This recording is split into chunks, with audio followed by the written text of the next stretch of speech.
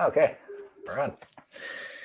Hello, well, good evening, everybody, and welcome to the FearFans podcast. Once again, I'm your host, Don Elmy. We're here with my co-host, Nick Millet, and joining us once again is Jeremy York, head of the Things Network.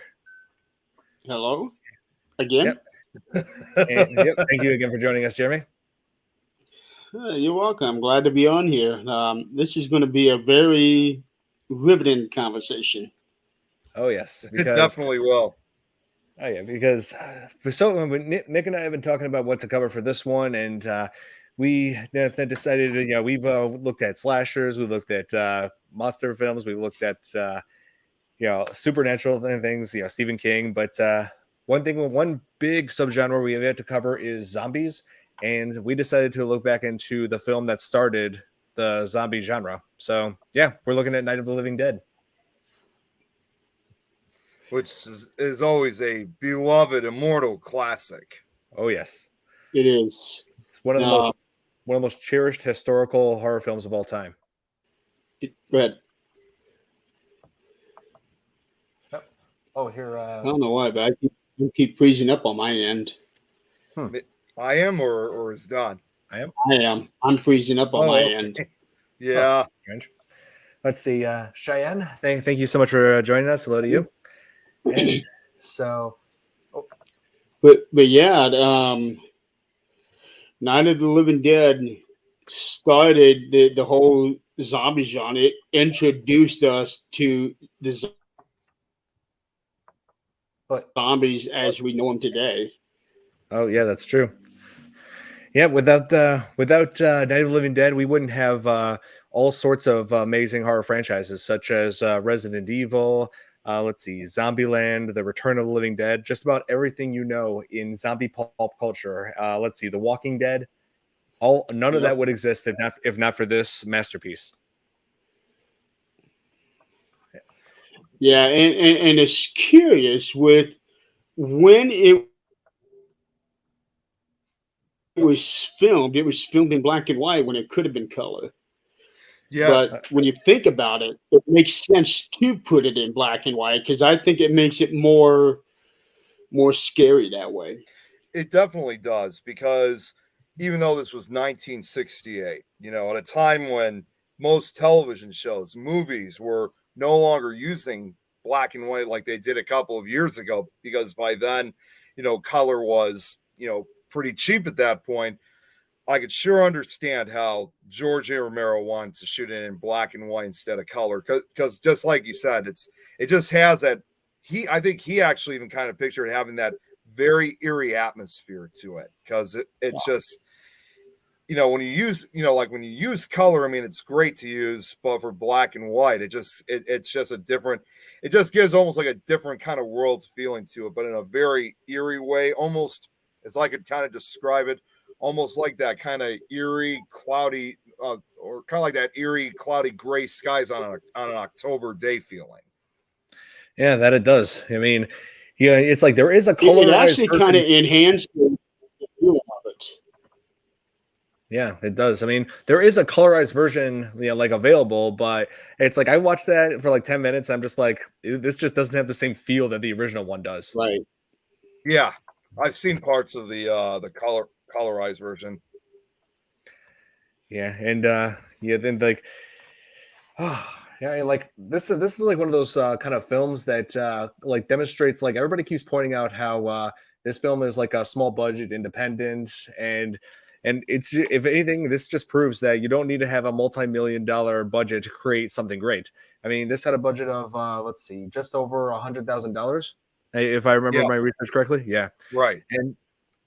And there's other examples in the world of horror when it comes to like low budget masterpieces. Like Halloween was made with a budget of about $325,000, and it became a huge hit. And a more recent example is Paranormal Activity, which was made with only $15,000, and it became a global sensation. Yeah. Now with Night of the Living Dead, you can definitely tell. Based on the film editing itself, that it was made on a very, very low budget. But I have to wonder if maybe he intended it to be that way.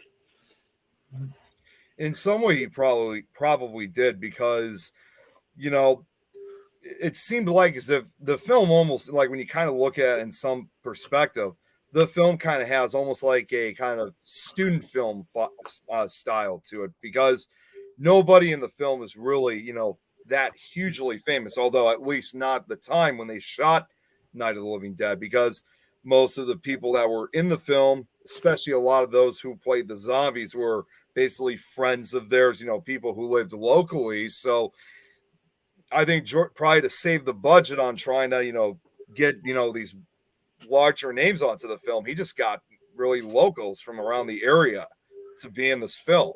That's very true, Nick. George Romero, when he got directorial debut, he had little experience, so he relied heavily on help from locals.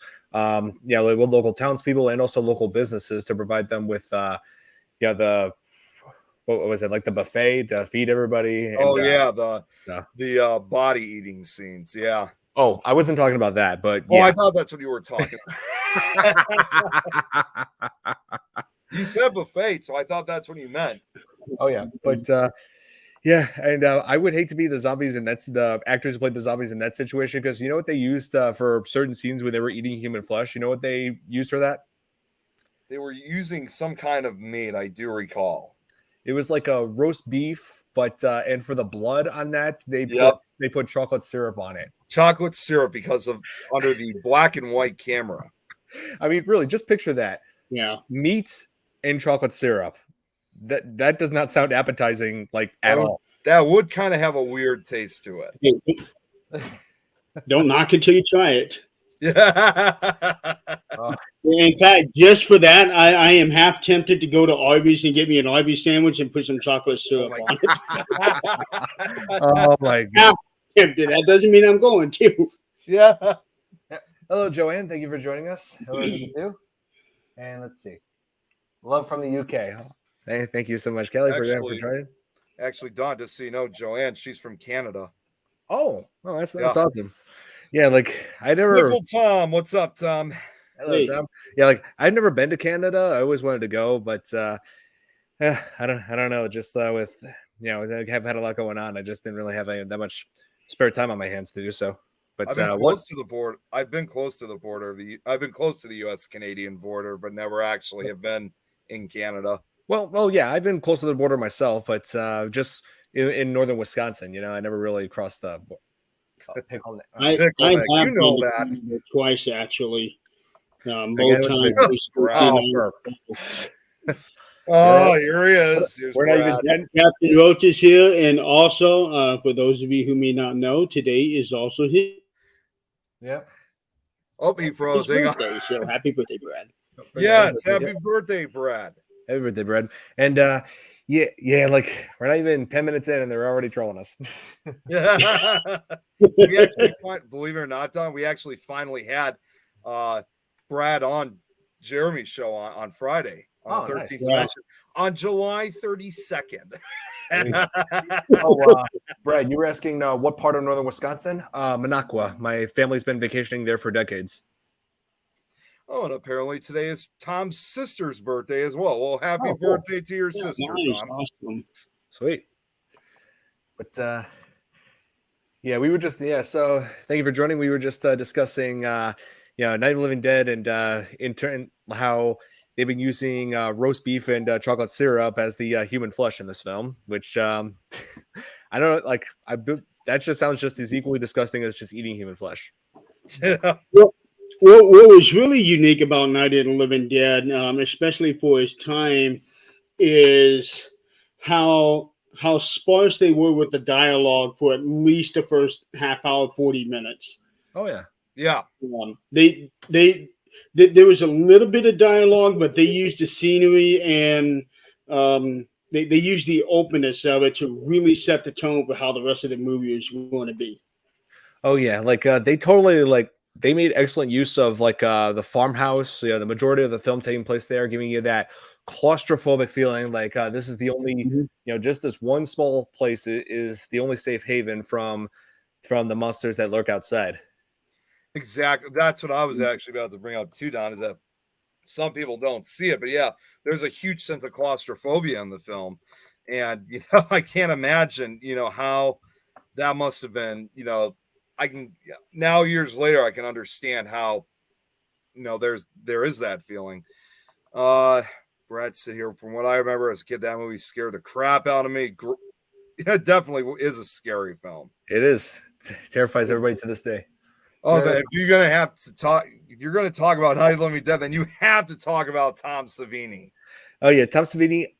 Did he have involvement with Night of the Living Dead? I know with the remake. Obviously, he was the director of the 1990 remake, but he worked heavily with George Romero in terms of makeup effects. He did the makeup effects in Dawn of the Dead and Day of the Dead.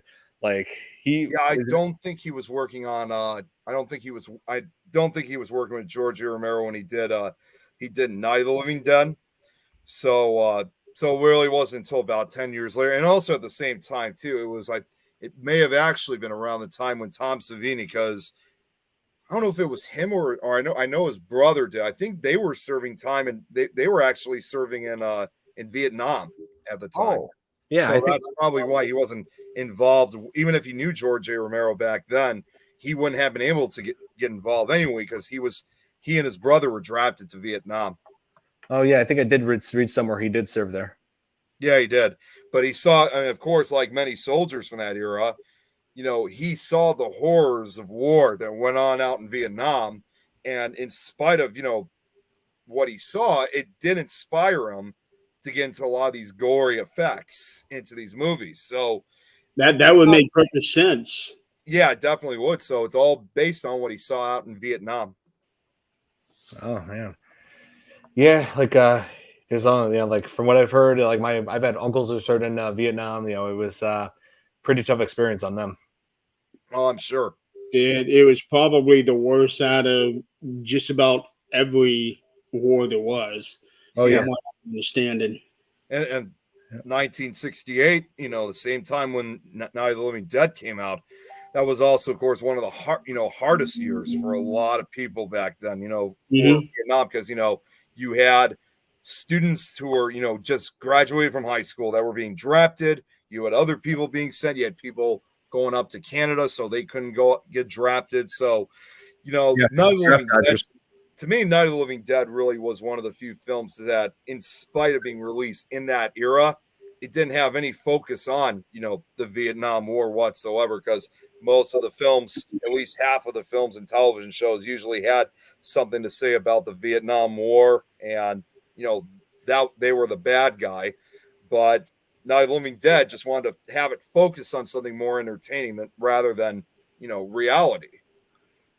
Yeah, very true. When I was watching Night of the Living Dead, one thing I thought about was that at first it started out with those scary moments, and then all of a sudden, when it gets into the house, now you're starting to get into the emotion of the film, whereas it's almost something that would have come out of a Stephen King novel. Yeah, I can see that. Whole experiences in the house, because now we are focusing on the people and how they are dealing with the situation. Oh yeah. Tom Nally here says, he was supposed to be on the FX of the team of the original, but he got drafted. As Tom said. Yeah. Oh, Bill, you're from Chicago too? Oh, nice. How about that? We got a resident of Chicago from our city watching. Sweet. And don't worry, Don, I only do one joke on non-Thursday nights for Nick. 1968 in New Orleans. He tries to. Yeah. I'm not sure what Billy means by 1968 in New Orleans. Oh, I think he's saying that he was in New Orleans in 1968 when this film came out. I think that's what you're trying to say.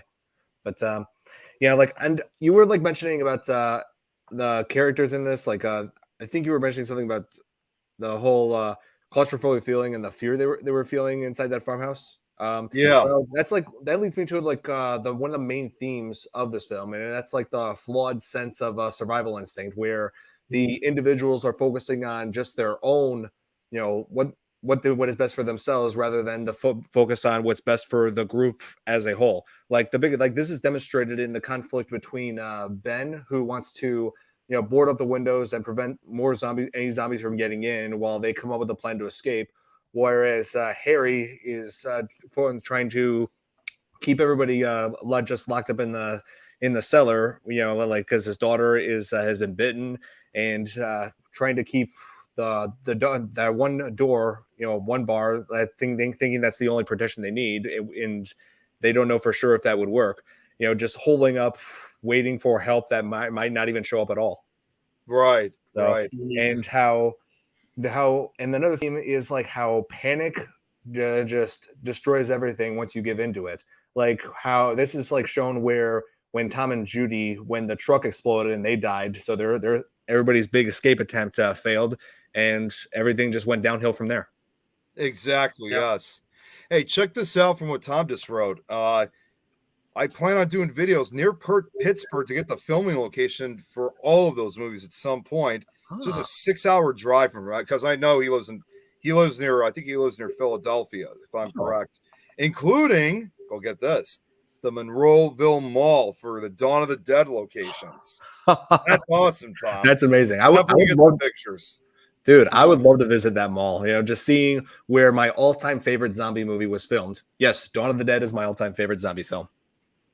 It's a legendary film. Oh, yeah. It's like they took everything that was great about Night of the Living Dead and just really went the extra mile with it. The way, if you kind of compare both movies, believe it or not, and Jeremy, you probably know this too, is that in spite of Night of the Living Dead, they call them zombies. The term zombie is never actually used once in Night of the Living Dead. It wasn't until Dawn of the Dead when they started referring to them as zombies. Yeah, because that wasn't George Romero's intention at first. He wanted to look. Sorry, Don, I didn't mean to cut shit. You go ahead.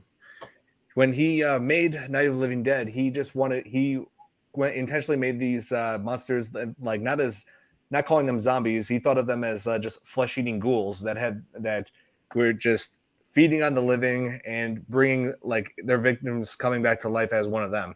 Of course, these different aspects of them led to like what with the zombies that we know today. And when they created like flesh-eating like these ghouls, rising from the dead, going like they were trying to figure the whole flesh-eating aspect came from the idea. Okay, what is the most terrifying thing an undead monster could do? And they decided cannibalism.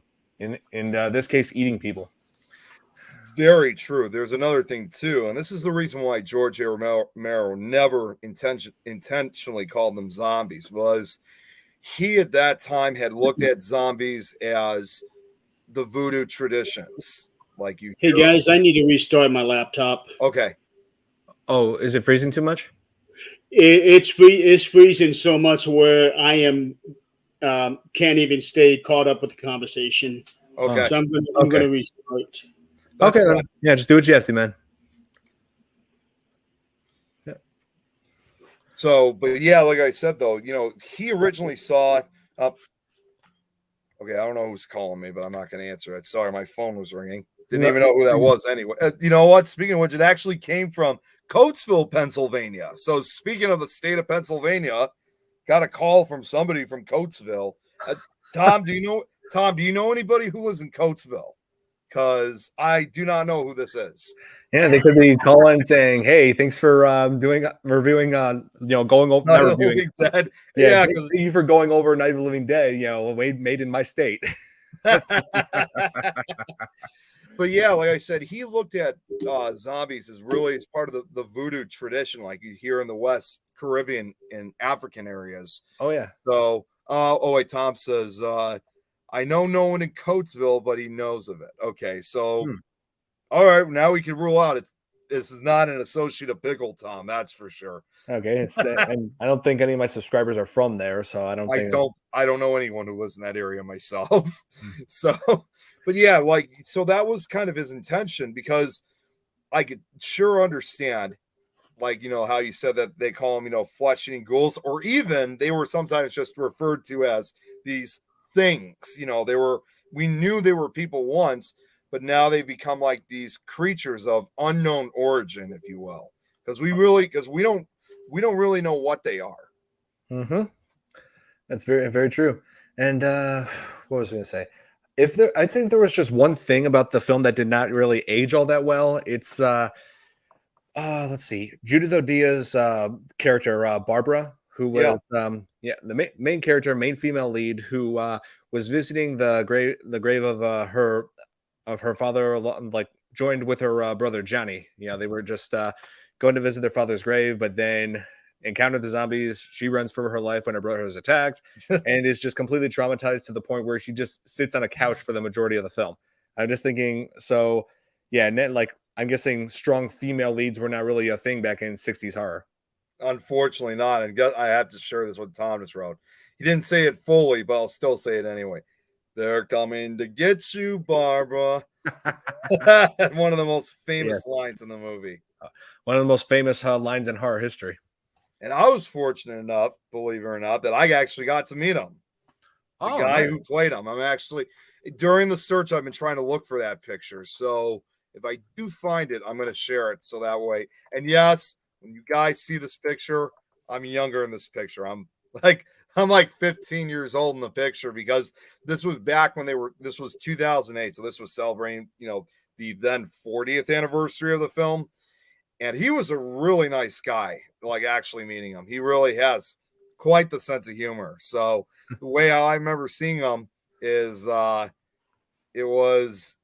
kind of almost had that same fun character feeling like he did back in 40 years earlier in 1968.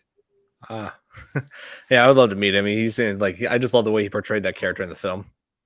Even though it's a relatively short role, because he's only in the beginning, and then after that he's killed by the zombie. Oh yeah, and I think he would probably kill first, because there was one point of the film where it seems like he might have angered God, because they were during the part where Barbara was like at their father's grave, saying a prayer, and Johnny's just standing there saying, "Oh, come on, Barbara, church was this morning," and immediately after that, lightning struck. It's like, yep, you don't want to incur the wrath of God. Yeah. Brad, yeah, they did. There were a few movies where I think zombies were somewhat used, but they weren't as commonly used until Dawn of the Dead. He's talking about other zombie movies prior to Dawn of the Dead. Oh yeah. And he says here too, Tom, while I'm out in that area, I also want to get some creep show filming locations. Oh. How about another George A. Romero classic, at least the first one. Oh yeah. Tom also wrote this. He was actually in that mall once and never realized that he was in the place where that was filmed. Oh, I see. I wonder what that mall is like now, though, because I imagine like some of the stores that were there back then are not there today. Yeah, I'm sure.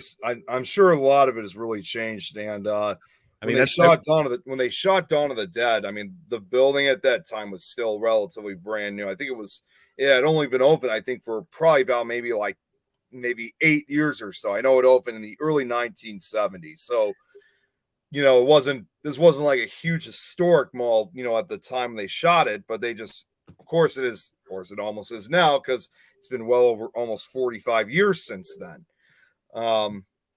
But it's still a cool mall either way, but I haven't seen what it looks like nowadays. I'm sure you could find Google images of it. Oh yeah.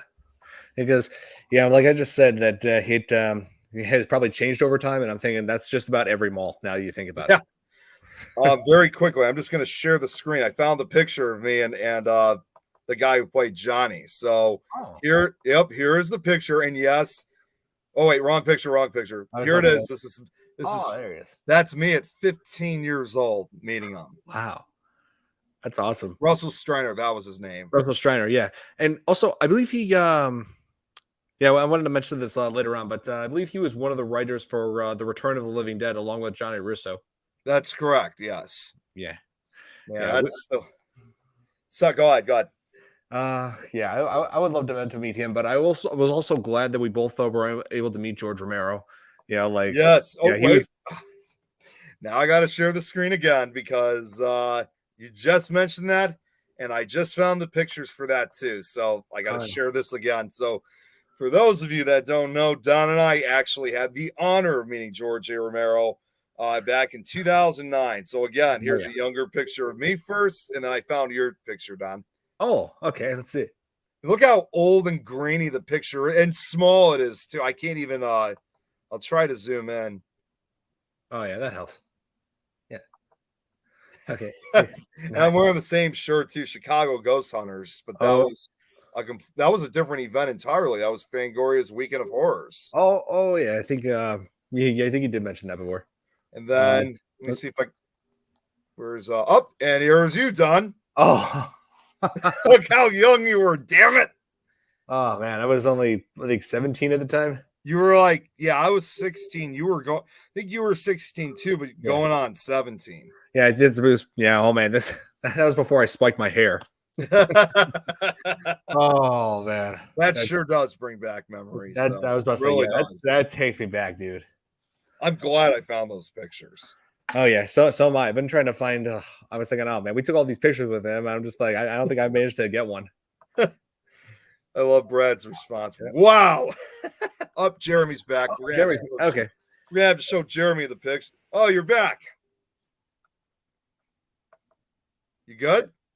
Is everything all right? I think he might be frozen again. I think he's frozen still. Oh no. I just like how he's. Oh, wait. There you go. Hello. Yep, we can hear you. Tom, he is scared stiff. Right. Billy Loomis, you're 19. Jeez. Wow. Hey, Billy, I would have think you were like a little bit older, because it's been like since 1996 when the Scream first came out. The character should have aged. Yeah, he's definitely Jeremy, not 19 anymore. I'm gonna have to share these. I'm gonna have to share the screen. So Jeremy, you just missed this as when you came back on, but yeah, Billy, just messing with you, man. Like, I can tell. But Jeremy, just so you know, whether you knew this or not, and this is what I was just showing. I'll share the screen again. But Don and I, back in 2009, actually had the total honor of meeting George A. Romero in person at a Fangoria's Weekend of Horrors, and we got pictures from that. So I'm going to share the screen so you can see them for yourself. So I don't mean to keep. Wait. Hang on. What's up? So time travel. He's traveled. Billy Loomis says he's 19, but yet he also said earlier he was in New Orleans in 1968. He also said something else too. Oh my God! Yes, Billy, I didn't know you could time travel, man. Yeah, well, and he also said this earlier. What did he say? Oh yeah, he also said in 1968 the Italian mob was around. It was terrible. Oh yeah. Yeah, I guess who knows how to time travel then for a 19-year-old. Oh, Tom's like, wish I was 19 again. Friggin' 47 now. And Brad, I feel you, Tom. I just hit the big 40. Yeah. Oh man, I remember being 19. I was a sophomore at the university. Welcome to the fun era, Brad. Hey, we're about to enter a new decade ourselves. Don, you just did. So will I. I'll be hitting the big 30 soon. Yeah, once you hit 40, that's when everything starts to fall apart a little bit. I know. I'm kind of scared about that. Yeah. Thanks, Nick. Hey, I'm just watching. All right, where's this picture at? I want to see the picture. That's what I'm doing. I'm sharing it now. Okay. So here's Don, first of all. Zoom in. 8 tabs. Can you please zoom in? Hang on, let's see. Or will it any further? This is as close as I can get, because if I go any further, it does this. So this is as close as I can go. But yeah, here's Don though. Yeah, Jeremy, this is before I had my spiked hair. So that's not what I'm looking at, Don. You look like a stick.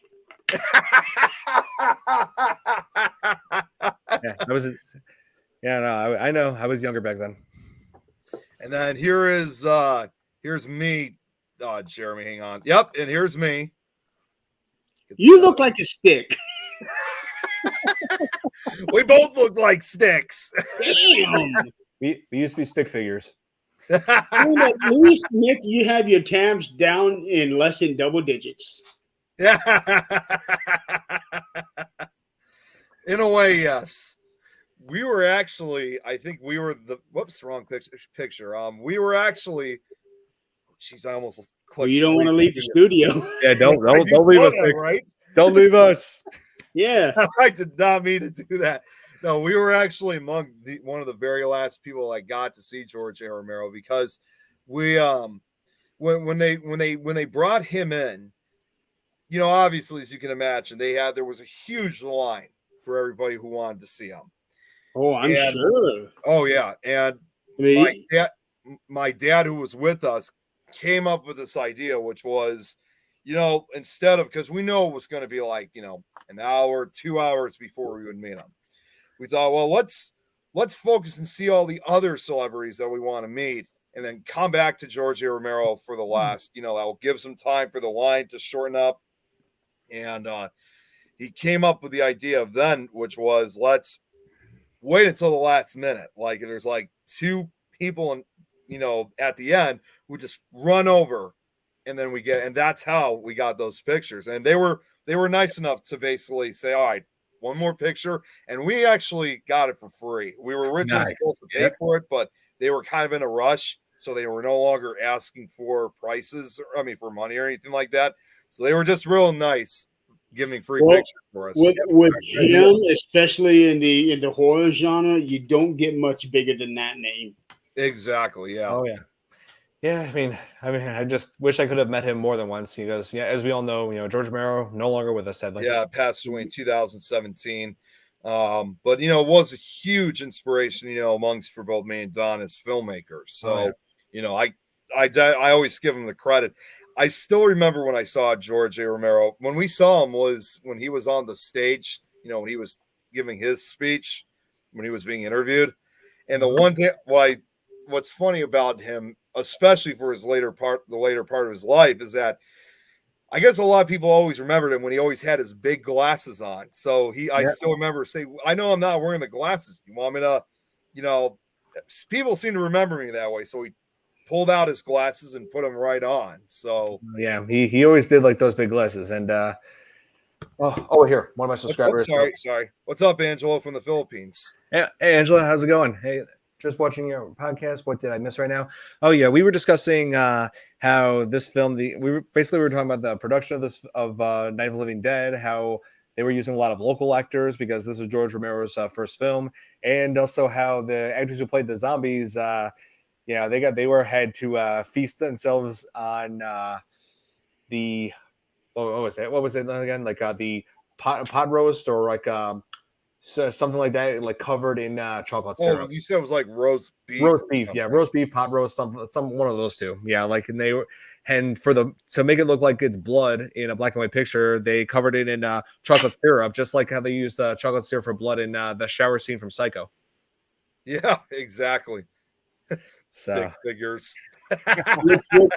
which might have been one of the reasons why they decided to film it in black and white, because of that. Yeah, so that way they can have an excuse to torment the zombie actors with that nasty combo. I think it was a lot cheaper too. Yeah, it could have been. Yeah, because they did have a very limited budget. It's about 130,000 if I remember correctly. Were you going to say something, Jeremy? No. Oh, I thought. Although there is something I wanted to throw on, but I was waiting until Don finished. Oh yeah. Okay. What was I think there was something else. Oh yeah, we were also discussing how like the one most dated thing I think about this film is the character Barbara, the way she was depicted in this, like as being traumatized for the most part of the film and just spending most of it just sitting on a couch. I feel like, like strong female leads were not really a thing in 60s horror films. Unlike today where we have, like tons of examples, like Jamie Lee Curtis in Halloween, Sigourney Weaver in Alien. Let's see. Yeah, Barbara became almost like a scream queen. Yep. Heather Langenkamp in Nightmare on Elm Street. Oh, here. Yep. I was reading what Angela was saying.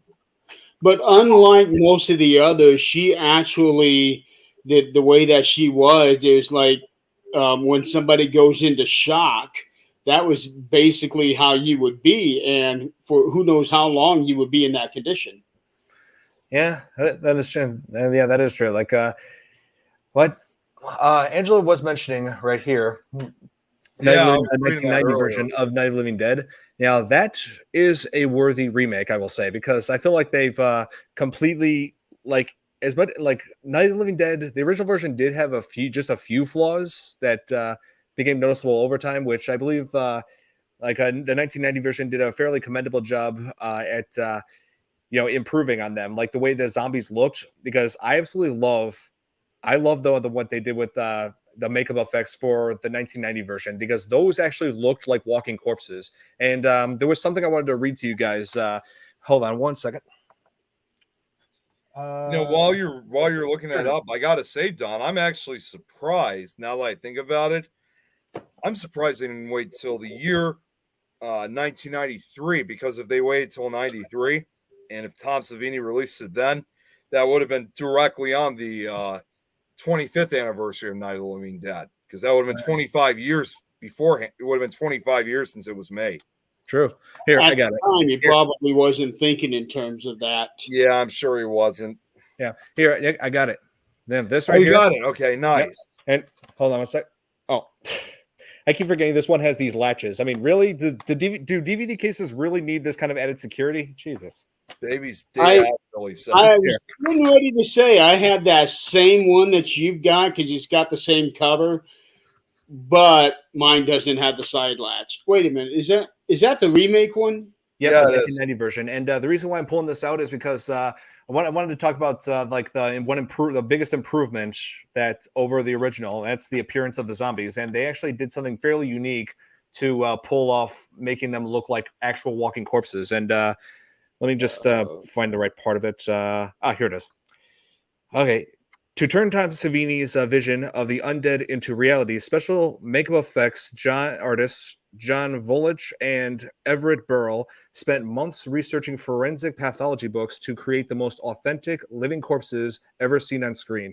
We wanted everything to be realistic, not stylized. Other movies featuring zombies usually had people in gray makeup with a lot of wrinkles. We thought it would look scarier if the zombies looked like real people. Your neighbors, only dead. We learned that the dead turn into a yellow, not gray, as portrayed in the films. We also gave our zombies a yellow cast into their skin. We also learned that a dying person's face begins to shrink in, and the skull begins to show through, which makes the jaw protrude. So, yeah, I think that was a fairly unique approach into creating zombies for this. Like really making them look like the skin sunken in, because that's what corpses do. Yeah. So I give them props for that process. Yeah. And what's also really unique about this remake is that it was, with the exception of very few changes, that it was made from the same script as the original one. Oh yeah, like George Romero even wrote this script too. Yeah, I didn't know that he had any part of the remake at all. Oh yeah. Yep, he did. And Tom Savini did an amazing job, like with bringing with just this remake overall, like bringing a new, a whole new Night of the Living Dead to life. But the only thing is, it didn't do very well in the box office when it was released. Right. And and speaking of making money for Night of the Living Dead, like as much as George A. Romero did an amazing job as a director for creating this masterpiece for his directorial debut, he did make one crucial error. And you know what that was, Nick? What was that? He did not have this film properly copywritten. So, and as a result, he wasn't able to, profit off of this film, and it also ended up just ultimately becoming a public domain film. It was just the rights were just up for grabs. Yeah, I mean, it's basically everywhere now. Like you could find the full film on YouTube. Both versions, black and white and color. There's, in fact, even the Wikipedia page has the full movie on it. Yeah, it does. Yeah, it's basically everywhere now. It's easy to find.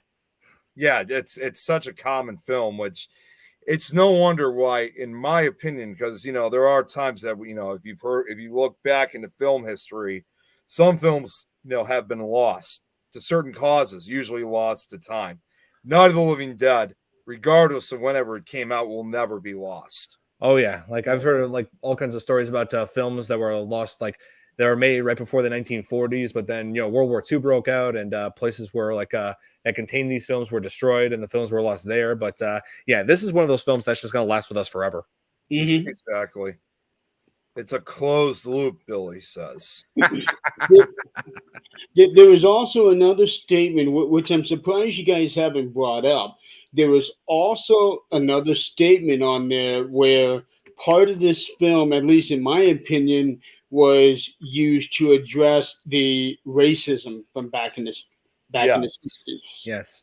It definitely was. I mean, if you look very carefully and you see the way how it was filmed, and not only just talking about, racism and other things, there's just several aspects that when you watch the film, you start realizing, especially if you were watching it back in 1968, not only were people terrified, but they suddenly got that message. They were like, my God, this guy, George A. Romero, he's basically making a political statement in the film. Yeah, but yeah, like that's one of the many way like I can easily see why like people would think oh, here. Well, Donnelly, that explains why the 1990 remake was so scary for me. Other zombie movies didn't scare me, not even Zack Snyder's Dawn of the Dead. Yeah, well, yeah, they did it. They actually did a phenomenal job making these, dead people look as real as possible in that remake. So, which is why I do commend the 1990 remake in that aspect. Yeah, But definitely. yeah, like you were saying that racism was one of the biggest, themes of Night of the Living Dead. But George Romero, when he was discussing about that part of the film, like he said that wasn't really his intention to make it about race because granted, this actually is one of the. Come to think of it, this might actually be one of the first horror films to have African American lead with Dwayne Jones playing Ben. But he didn't. His intention wasn't to make the film about race. He just got Dwayne Jones on because he did the best performance in the auditions. He was just like, you know what? I love what this guy can do. Let's have him play Ben. Yeah, he really did a great job. It wasn't he had no intention at all looking for. He had no intention at all looking for a black actor for the film. He was just so good with it that it's even surprising that even to this day, even years after Dwayne passed away, 20 years after Night of the Living Dead in 1988, that he should have, if the film was, really hit. I mean, it did hit the screens, but if it really got a lot more attention, he probably would have won an Academy Award for his acting. I believe it. So, and it's not even just the first horror film that had an African American lead. It might have been the first film of any genre because there were very few films from that era that displayed a black hero in any film. Well, in this case, one reason why it would have been a big statement is that a black man came to a white woman's rescue, Right? which at the time would have been almost taboo. Right. Oh yeah, that is true. Like yeah, because this was like a very 1968 was a very different time compared to It today. was. Because It was. yeah, especially in terms of like the African American community, the way they were in America. Because 1968, this is like right after the civil rights movement, so it was pretty early on for African Americans to get like lead roles in all kinds of films. This happened right around the same time when Star Trek came out, and they had Uhura on there, and not only just that she was a black actress as not necessarily a lead, but a very strong support, but also in a story where she was in a bit of a romance with Captain Kirk. Yeah, it was actually, from what I've heard from one scene in particular, that she kissed him, and it was one of the first. It was like pretty much probably the first time it showed a black woman kissing a white man. Yeah, that's true. It's just interracial romance, period. Exactly. Yes, it was. It was the first interracial kiss on TV. That's right. Yep. Brad just wrote it down. The first on-screen interracial kiss. Oh yeah, that's true. Yeah. So the late '60s, they were experimenting in a way with doing that on TV, on movies, because technically they can. Right. But at the same time, they were also making a very strong statement, attacking the issue of racism, and saying we can do this together. Yeah. And not to mention, too, it should be noted about one other film. Just a year before Night of the Living Dead, 1967, also saw the release of that movie that was called Guess Who's Coming Together? I mean, Coming to Dinner, which was, Yep. I meant to say, to Dinner, which was really one of the first interracial couple films, if not the first. True. And it was, even though there was, racism in that film, it was really the first film of its kind where, a black person finally stood up to a white person, that they could live, independently and normally like a white person would. So the late 60s, even though this was a couple years after the civil rights movement, like you said, Jeremy, the late 1960s, early 1970s, they were really experimenting with different ways of how to basically mix races at that time. Mm-hmm. Yeah, these were powerful films in that aspect. Yes. Yeah. And, one other note, Don, you probably know this too. George A. Romero on one occasion had once said that when they finished Night of the Living Dead, they were originally going to release the film earlier that year. I think it was in April of 1968. And he's always explained in interviews that they threw Night of the Living Dead, like the actual film itself, in the trunk of a car, and they were heading to New York to see if anybody wanted to sell it. So as he and his friend, of course, were driving to New York, they turn on the radio, and that's when they heard that, Martin Luther King had been shot. And that really, took them completely by surprise. Even though that wasn't their intention, they knew that they were going to be showing this incredible film that, again, with a black person as a leader, as the hero and kind of taking leadership, even, let's just say that, they thought that they really had a historical film on their hands. But, once they heard about when Martin Luther King was assassinated, it's like, you don't know what to do because it takes you completely by surprise. So the idea, contrary to popular belief, because it was released in October later that year, you can kind of say they didn't really originally intend to release it for, around Halloween of 68. They just had to push it back and shelve it for a few months before, things had calmed down a bit after the assassination of King. Yeah. And there's also another thing that this film did that you didn't see often at all in films at that time, that this one here ended without a happy ending. Yes. Especially for a horror movie. Right. Yes. Yeah, the ending was absolutely shocking. It's like just when he managed to survive, when Ben managed to survive a Night of the Living Dead, and then only to get shot by a posse who mistook him for a zombie. And I'm just like, I was shocked when I saw that. Yeah, it took me by surprise. Yeah. Like, whoa, jeez. And you know what? That it worked because, not everything in life is going to be a happy ending. Right. Yeah, that is the reality of things. Yeah. Yeah. So if we ever go through an event even remotely close to something like that, you can do whatever you can to survive. But eventually it's going to get to that point, and it was very well stated in The Walking Dead that you can survive all you want, but eventually it's going to get you. It's going to get you. In the course of this movie, it got him after 12 hours, 18 hours, something like that. Roughly, yeah. Oh, here. And darling, I sent you pictures of Jollibee for I have for lunch with my family. Oh yeah, Angela, I've been meaning to get back to you on that. I'm terrible with sometimes with Facebook messaging.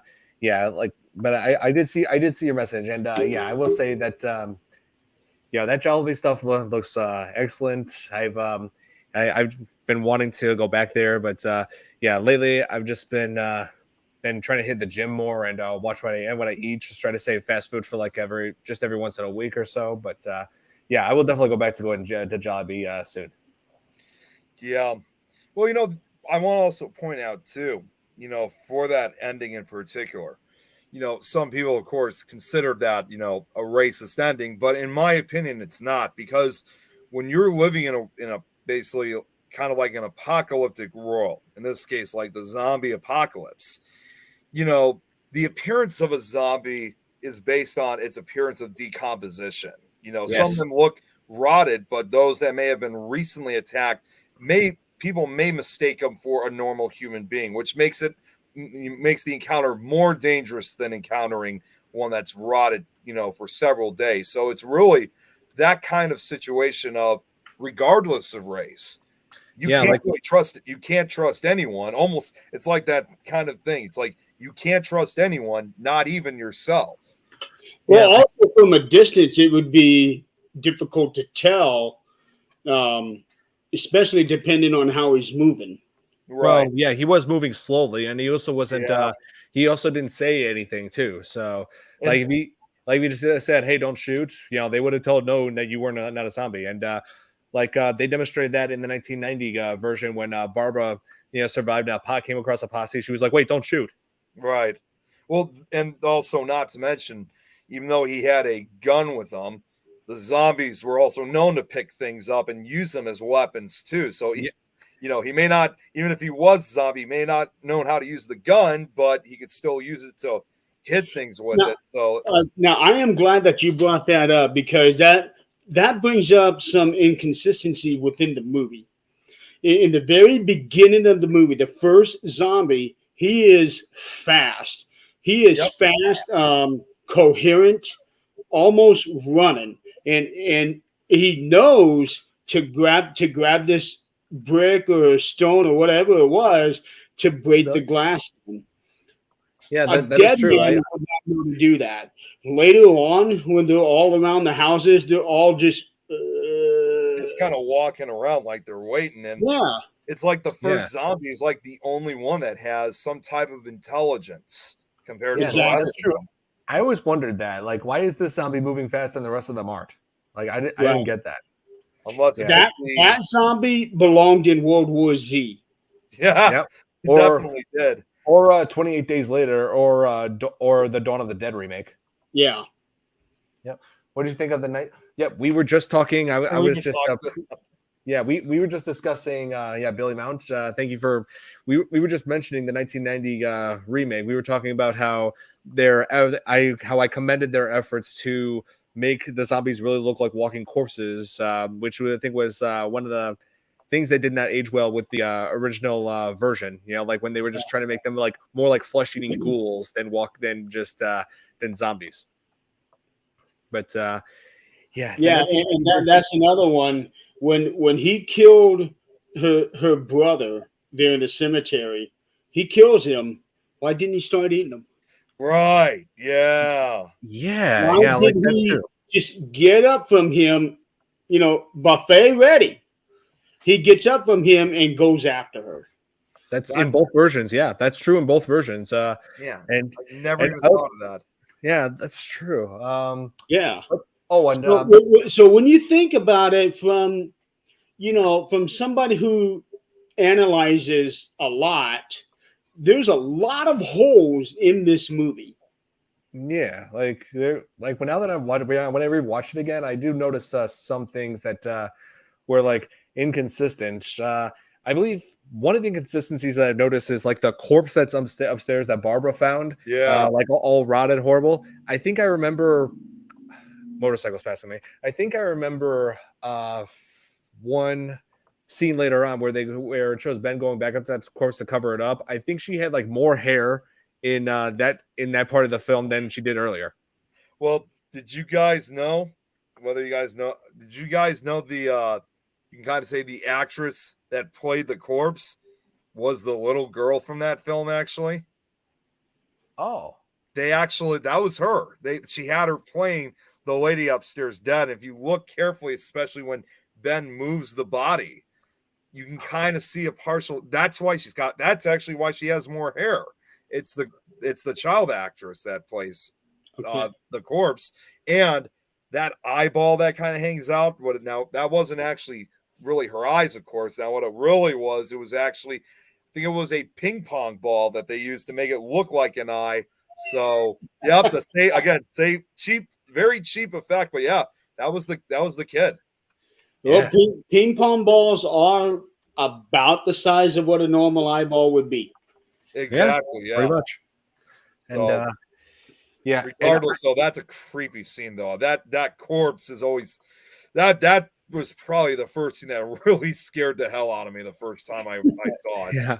And At that time, that picture, that little picture there would have scared anybody. Oh, can you imagine what people were like when they saw it in theaters? yeah. I mean, I'm sure. there's no doubt that people would have screamed from that. Yeah, for sure.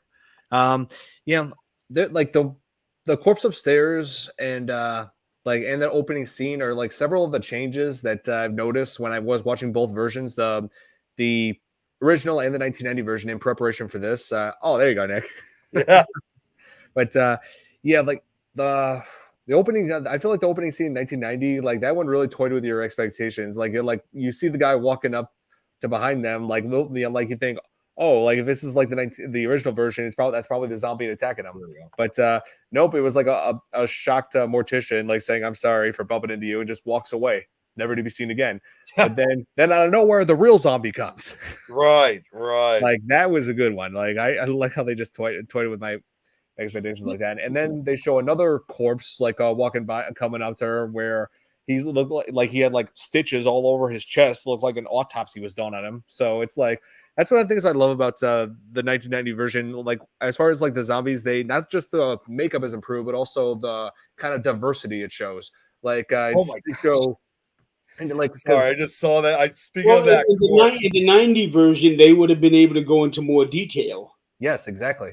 Because it showed like all kinds of different versions of zombies. Like it showed, and like I said, the autopsy zombie, a cadaver zombie that had a tag on him.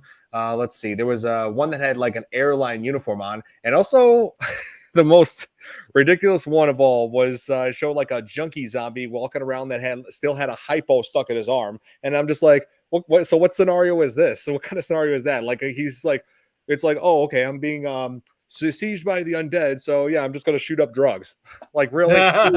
He shoots up, passes out, and dies.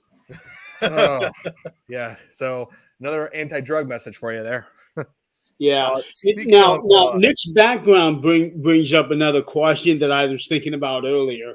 So when Barbara escapes from that first zombie, she goes down the hill, and they don't say how far she goes, but it's very clear that there are no houses around where they're at. Right. So she goes pretty far, evidently, until she gets to this house that she gets to. Mm-hmm. Then all of a sudden, that zombie's right there. Yeah, it's like a very rural area of Pennsylvania. Yeah, that's weird. Like it's check like this out. Speaking of the corpse, oh, there you go. It's actually part of the poster. Yeah, I was looking at that poster earlier. Nice. That freaked me out once I looked it up. That's why you guys saw me jump a little bit. It's like, oh my god! Speaking of that corpse, it's right there. If you back up enough, you're gonna fall into the mouth of that zombie. Oh, yeah. Watch out, Nick. Oh, there he goes. Not quite that. Oh man, but yeah, Billy Loomis. Yep, he's okay. Now we know who Billy is. He's Solomon Grundy. So, but yeah, that's just another thing that today we'd be able to notice, but back then, it. Not really nice to say this, but back then people weren't smart enough to really look into these kind of details on a movie.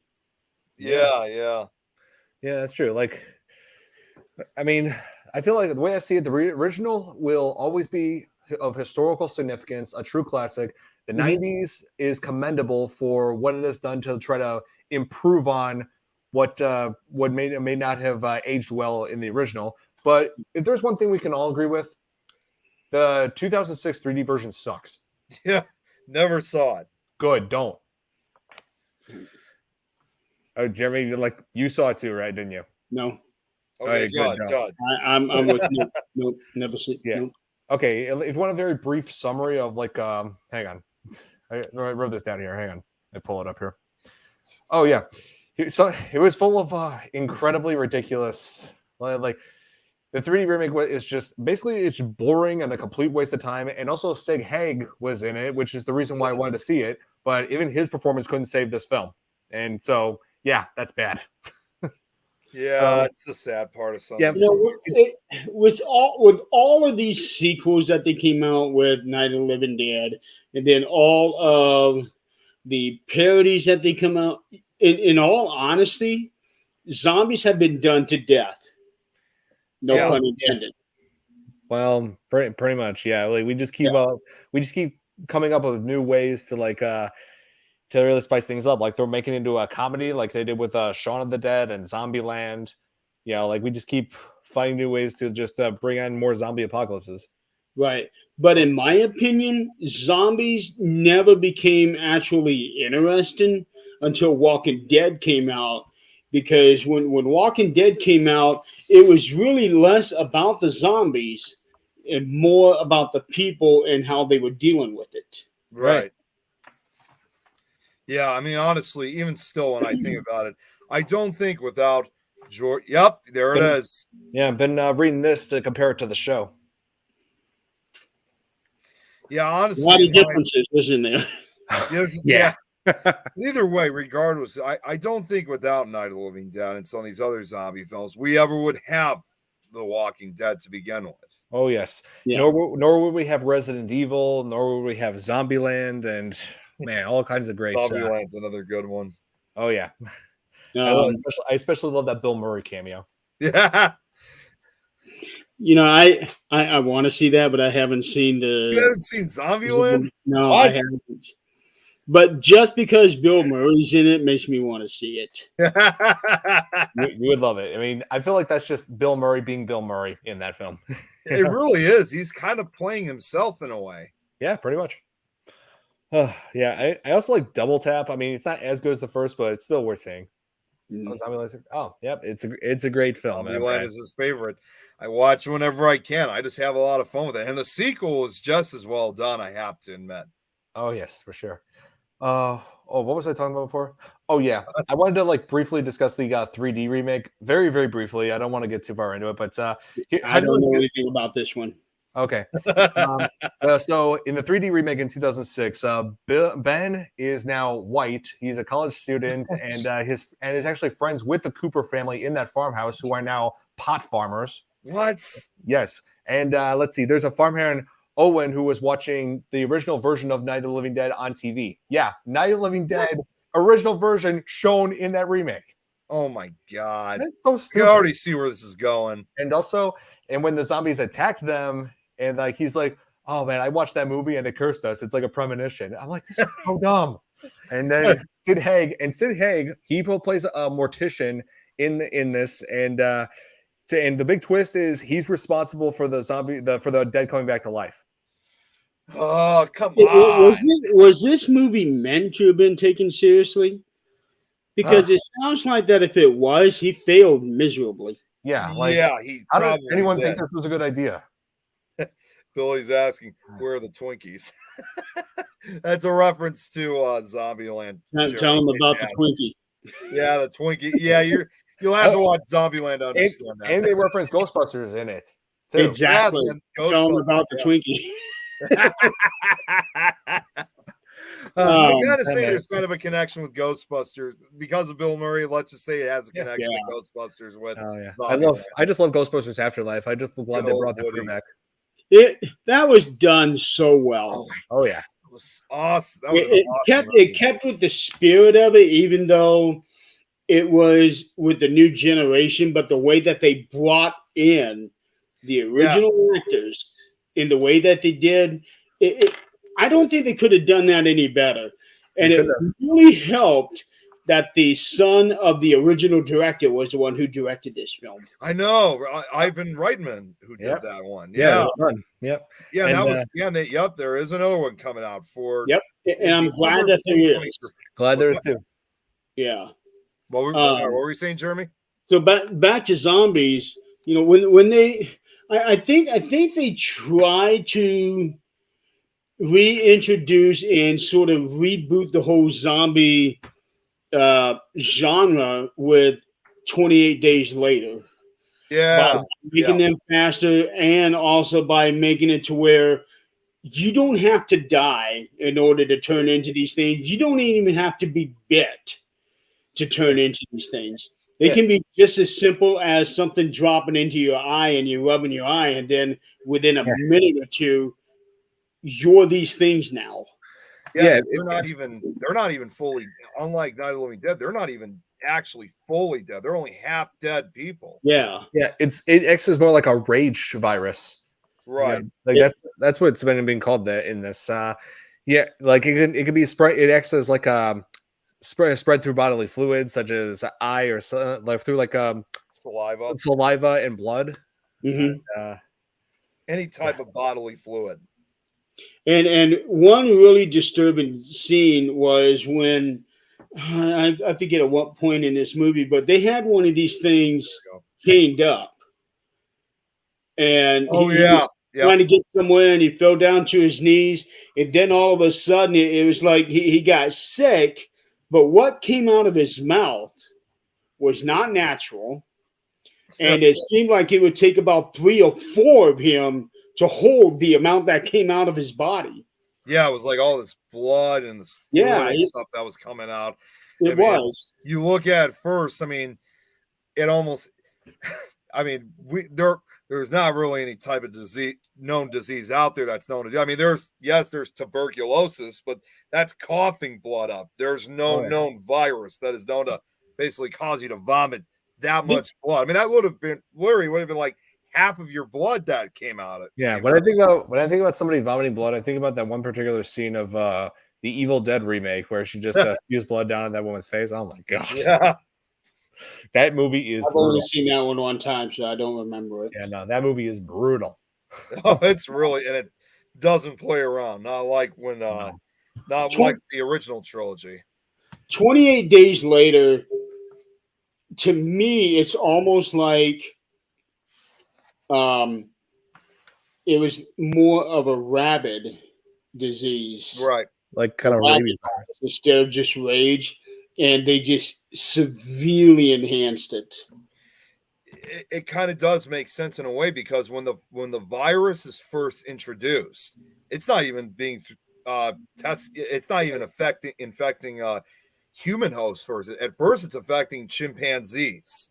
So it's very much like a rabies almost in a way. Yeah. But strangely enough, the strange part about it is that it only seems to affect basically certain types of apes and humans. It doesn't infect other animals, because you see like birds picking at corpses and stuff like that have the virus in it, and they're completely unaffected by it. It just seems like it can only infect people and certain types of apes.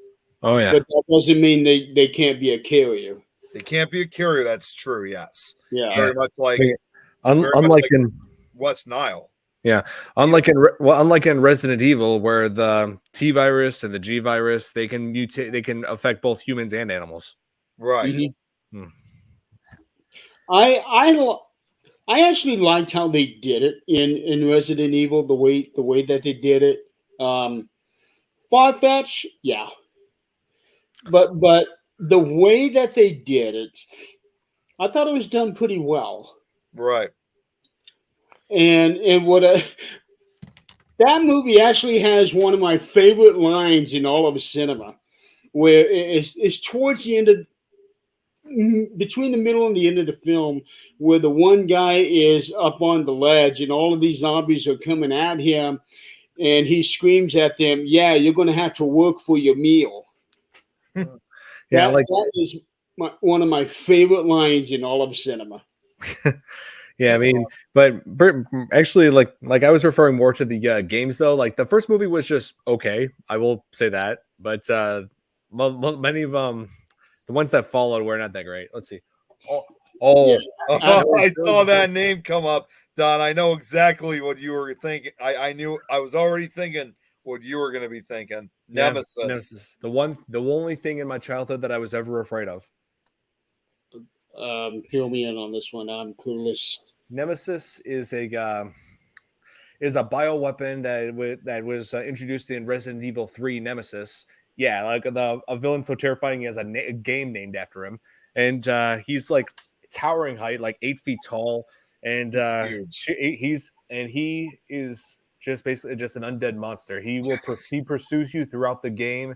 He does not stop chasing you. You can shoot him all you want; it'll just upset him more. But he's a monster. He's a giant, and he's armed with a rocket launcher too. It probably has a rocket launcher. Oh boy. Yeah. Okay, he's an unstoppable being. In fact, let me show you a clip. Hang on. Yeah, I have never played any of those games, so I have the games myself, but I haven't actually had the chance of playing them. Thank goodness for Steam. I got the first, second, and third games, so hopefully, now that it's getting close to now it's getting close to the October Halloween season. I do plan on playing those games sometime during that month. Now, Brad, the newest Resident Evil, I've seen it. I don't really know what to think of it, to be honest, because it was so different. Here, how do you share it? From the original? Nick, how do you share it? Don, you click share. You clicked on that already, right? Oh, yes. Okay. Have you clicked? Did you click window? Window. Hold on. Yes, I have. And then there's StreamYard in one other page or something like that. Click that, and you'll be able to share it then. Okay, here sharing. Yep, there you go. You got it. Oh wait, is it showing? Yeah, it's showing. We can see it. Okay, this is here. Let me just tell you, Jeremy, this is where I was first introduced to the one thing that I was terrified of. Can you see this screen? Yeah, we could see it. It's still loading though. You see it? Yep. You can full screen it, Don.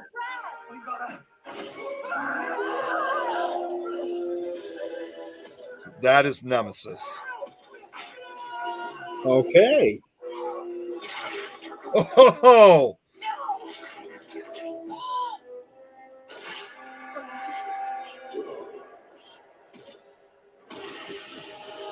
And you have the option to run or fight. But your really only option is to run. No, you can fight him, but when you fight him, be prepared to use all of your ammo because he will not stop. Actually, Brad said he sent you a picture, Jeremy. Okay, here, let me unshare this now. Newest movies, I guess he's saying it was more like the game than the previous ones. Okay. Oh, yeah. Oh, this one's got the rocket launcher. Oh, yeah. but that's in Resident Evil Apocalypse, the movie. Where he not only has a rocket launcher, but they also gave him a machine gun, and I thought that might have been a bit much. I mean, they could have just stuck with rocket launcher. I mean, the rocket launcher sounds worse than the machine gun. I'd rather. I mean, Nemesis is supposed to be unstoppable. Like you know what he really is. Nemesis was created to be the replacement for the U.S. Army, all of it. He is the entire U.S. Army in one form. I can see it. Yeah, because you can't kill this thing. It just keeps coming back, and also this is a super soldier. Super soldier. He is 8th level Mario Brothers. Yeah. He's a mutant hybrid zombie monster. Yeah, has earned his spot as one of the most terrifying villains in video game history. Yeah. I can see it. So I was 7 years old was when I first saw that thing. Now with 28 days later, they also came out with 28 months later, and I keep hearing rumors that there's going to be a 28 years later. Oh yeah, they keep pushing back sequels. Yeah, they've been actually, Jerry, it's 28 weeks later they made the sequel, and then they thought 28 weeks later. Yeah, then the third one they want to make either 28 months later or 28 years later. So, yeah, that's been in development hell for so long. It's been going for the longest time. Although I'm surprised they would have released something by now because this year is the 20th anniversary of 28 days later. At this point, they might as well just skip the 28 months later, just do the 28 years later. Yeah. You know what I also love about 28 days later is it also still keeps, again, the apocalyptic feeling of the entire film, because even though it's focused on England, you do later find out at one point that this has become a worldwide event because they say the virus has also been reported in Paris, France, and New York City. So the virus is everywhere. It's not just in the UK. It's spread completely. But at the same time, at the end of the film, they do leave you with a ray of hope. Yeah, because they eventually starved. The only way that they think will truly end them is when they starve to death, even though they're pretty easy to kill. You know, there's so many at the same time, though. There are so many of them that a gun's not going to be able to save your life. Right. And I think that 28 days later, you know, with the premise of how these things acted, I think they use it as an inspiration when they came up with World War Z. Right. But at the same time, they also made them intelligent to a point. Right. Hey, Jill's on. There she is. Jill. What's up, Jill? Nemesis. Yep. Hey, Jill. Yep. No, I was just showing the clip of Nemesis. Yeah, because Jeremy she's been here a minute ago. Yeah, Jeremy didn't know what that was, so I just had to show him the one. Yeah, Nemesis, the one thing in my childhood that I was ever afraid of. That's right, Jill. He doesn't know. He didn't know what Nemesis was until now. I know. As soon as they said Nemesis, the first thing I thought of was Star Trek Nemesis. Yeah, because Jeremy, truth be told, I did not watch Star Trek. I don't know if I mentioned this in the past previous podcast episode, but yeah, I never was a fan of it. Couldn't get into it. I think we talked about that before. Yeah, like I said, I'm not that huge either, but I've just only watched like the William Shatner series. That's basically it. Oh yeah, like because you know Star Trek is the reason why I got Paramount Plus, like the ad free, but not the reason why you think. The reason why I got it was because they keep playing ads of Star Trek. I'm just like, okay, whatever. I don't care. I'm going to skip it. But so I got the ad free one, so I won't have to deal with that again. Yeah, I love what Brett said. You could rag on Jeremy for once for not knowing what something was. I don't care. Rag on me all you want. Oh yeah. Hey, I'm with you, Joe. As long as you like Star Wars, Don, you are still cool in my book. Yeah. Does this answer that? Love zombies though. This Stewie Dark. Hey, Brad, does this answer that question? Yeah, so I got like Pop Bobble Vader. So now with everything that we've seen with the different zombies, all the way from Night of the Living Dead, where they are very slow moving, all the way up to World War Z, where they are fast as hell. What is going to be the next level for them on zombies? Teleportation. Well, they already kind of did a movie like that. Now we're talking Sci-Fi Channel. Hey, everybody's giving us some sci-fi things, so I thought, why not? Well, you have to remember, believe it or not, Don, there's already been a movie like that with teleportation with zombies, and that is they did it on the first movie. Well, no, not only just that, but also an earlier film too from the early 1980s, Lucille Fulci's Return of City of the Living Dead. It was the first zombie film that basically gave zombies basically supernatural powers. They're able to transport. They have superhuman strength. They're actually able to jump from one spot to another. Oh my god! And they still keep the tradition of the only way to kill them is shooting them in the head. But if not, though, they are just 3D printer 2 lightsabers. I saw you message me that. You did. I saw one of them. That's awesome. Wow. But yeah, City of the Living Dead. What flavor do you want Dino with? Oh, hey, check that out, Don. Wait, really? I mean, I do like. I always liked Luke Skywalker's lightsaber because the reason why the Skywalker lightsaber. It's the one that Anakin had before he became Darth Vader. Passed on to Luke, and then passed on to Rey. So that's the one that has the most. I feel like has the most meaning. So, zombie predator or alien? What? She must be thinking about the zombies I'm talking about, or something like that. No, this is from a movie going on the next level of what I'm asking. What is the next thing that they're going to come out with? Yeah, because the last big thing they came out with was the super fast zombie in that horde where they just. It's like they're climbing all over each other and they build this mountain. Yep. So future movies. Beyond that, so in the future there'll be zombie predator and zombie alien. They just released a new predator movie, Prey. That was good. I love that. from Return. I wonder if Brad's referring to Return of the Living Dead. Return. No, you think he means Return of the Jedi because I The told him about Jedi, yeah. The because I green told about one. lightsaber. So Yeah. oh, no, I'm talking about the original blue one. Well, yeah, that's true. Yeah. But yeah, like I said though, with City of the Living Dead, that was the first one that really focused on like zombies having all these supernatural powers, and they even came like they would return on a specific day. Unlike Night of the Living Dead and some of these other zombies where they just randomly popped out, with City of the Living Dead, which despite its title, again, it had no affiliation or connection to the original Night. It was just the title, other than the Romero traditions. Of course, it's also a lot more gorier. They instead of just randomly popping out, they say that if they don't close, it's the results of the gates of hell opening after a priest had hung himself. And there's a specific day that comes out that's called All Saints Day, in which once midnight hits, the gates of hell open and the zombies start rising out of the earth. That almost sounds like something out of a supernatural show. It really does. It does. Lucio Fulci, he made this in the early 80s. Literally, just like about 2 years after he made his own kind of Italian version of Night of the Living Dead and Dawn of the Dead Zombie, which to this day, Don and I are huge fans of that movie. Yet Don has it. I still consider that, again, one of my favorite movies of all time. One of the bloodiest zombie movies ever made.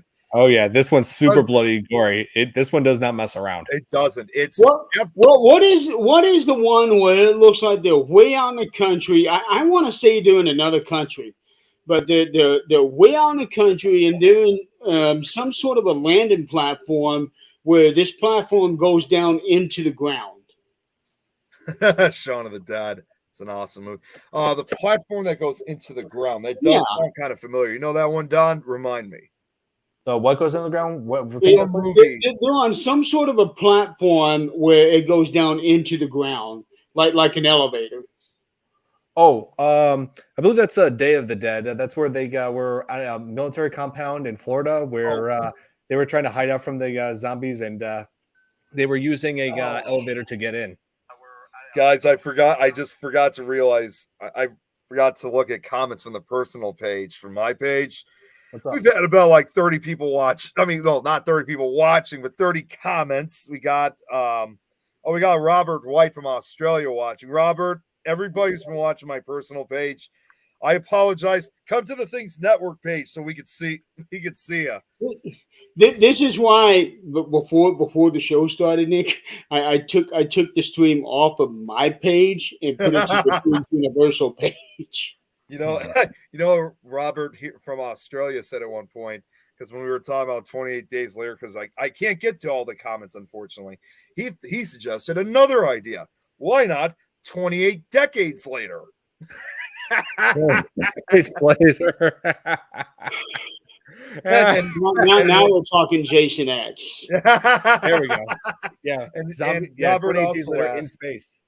Robert also asked, Don, do you realize you can be a fan of both Trek and Wars, right? Of Trek and like Star Trek and Star Wars? Oh yeah, Star Trek not happening. No. Because as I stated before, the reason why I got Paramount Plus ad free is to just avoid the ads that play advertisements. They're like, oh, here's the new Star Trek series is coming out on Paramount Plus. I'm just like, I don't freaking care. Taryn Kerper was watching too, just looking like to the party, how they use themselves. Okay, yeah. There you go. Let's take Star Wars. Let's bring Darth Sidious back. Yeah. And he'll use all of his powers to raise the dead, and that can be his new clone army. Hey, so then it would be zombies in space, as Brad had said. That's. But anyways, but I know we kind of went over different direction, but what I was going to say originally was when Don showed Zombie was after Lucio Fulci made his film Zombie, it got so popular, obviously, for its gory effects that he began this trilogy, which is unofficially known as the Gates of Hell trilogy. You had City of the Living Dead, and you had in 1980, then you had The Beyond in 1981, and then finally The House by the Cemetery. And these films specifically was among, again, some of the first movies to incorporate both the zombie genre and supernatural genre together. So it probably was even the first they were the first zombie films that ever actually had the zombies be reanimated in a supernatural way than using a virus or a chemical or something man-made. This is actually something that's created by an unknown force, in other words. But of course, they make them among also, again, some of the goriest films ever made. Didn't Chud actually go to zombies on the sequel? Wasn't it done? I'm not sure. What? Chud? Chud, the movie Chud. Oh, Chud. I'm not sure if that's related. Well, I want to say that when they did the sequel, they kind of did it in a zombie-like factor. They might have. Yeah. And Robert here was asking, wasn't Zombies in Space Event Horizon? I'm not sure. Yeah, I haven't seen Space Horizon just yet. I mean, that's on my list. I need to see it. I've seen it a few times. It's not exactly a zombie thing, but it's more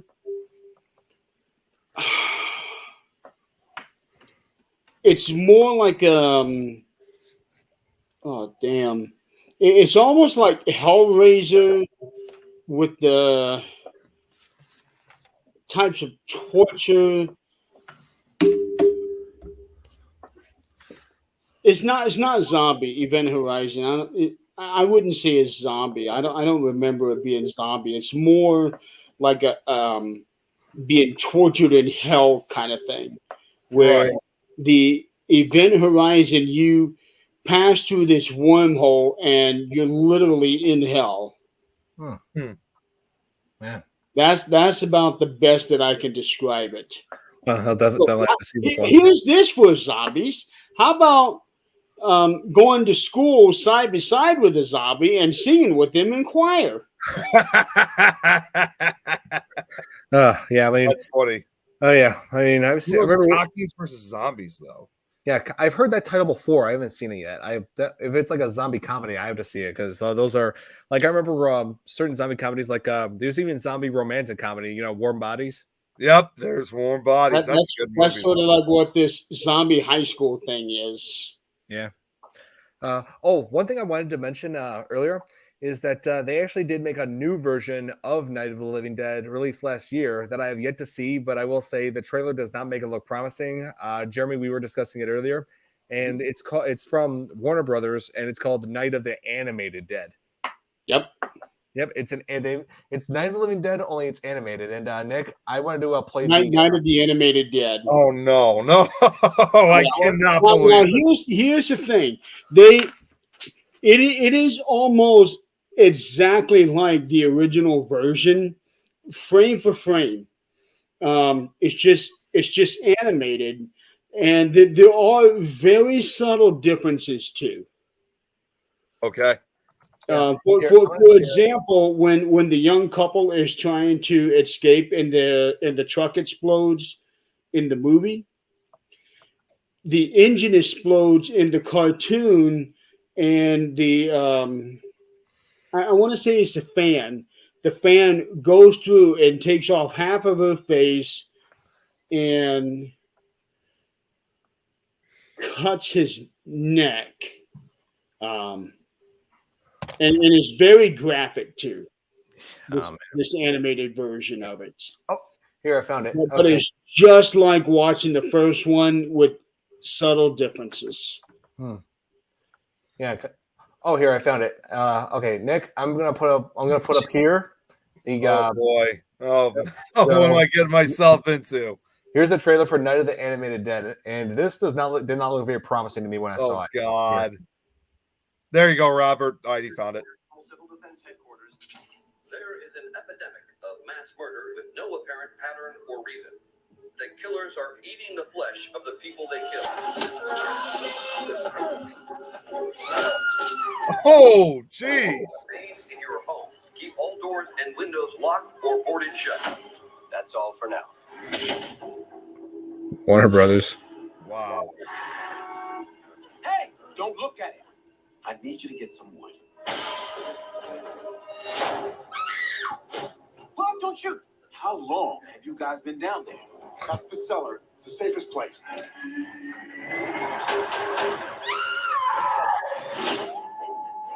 All law enforcement agencies have been organized to destroy the marauding ghouls. Good Lord. Stay safe out there. Some of us can go out and try to get to the truck. We've got to get down into the cellar. If you're coming, come on!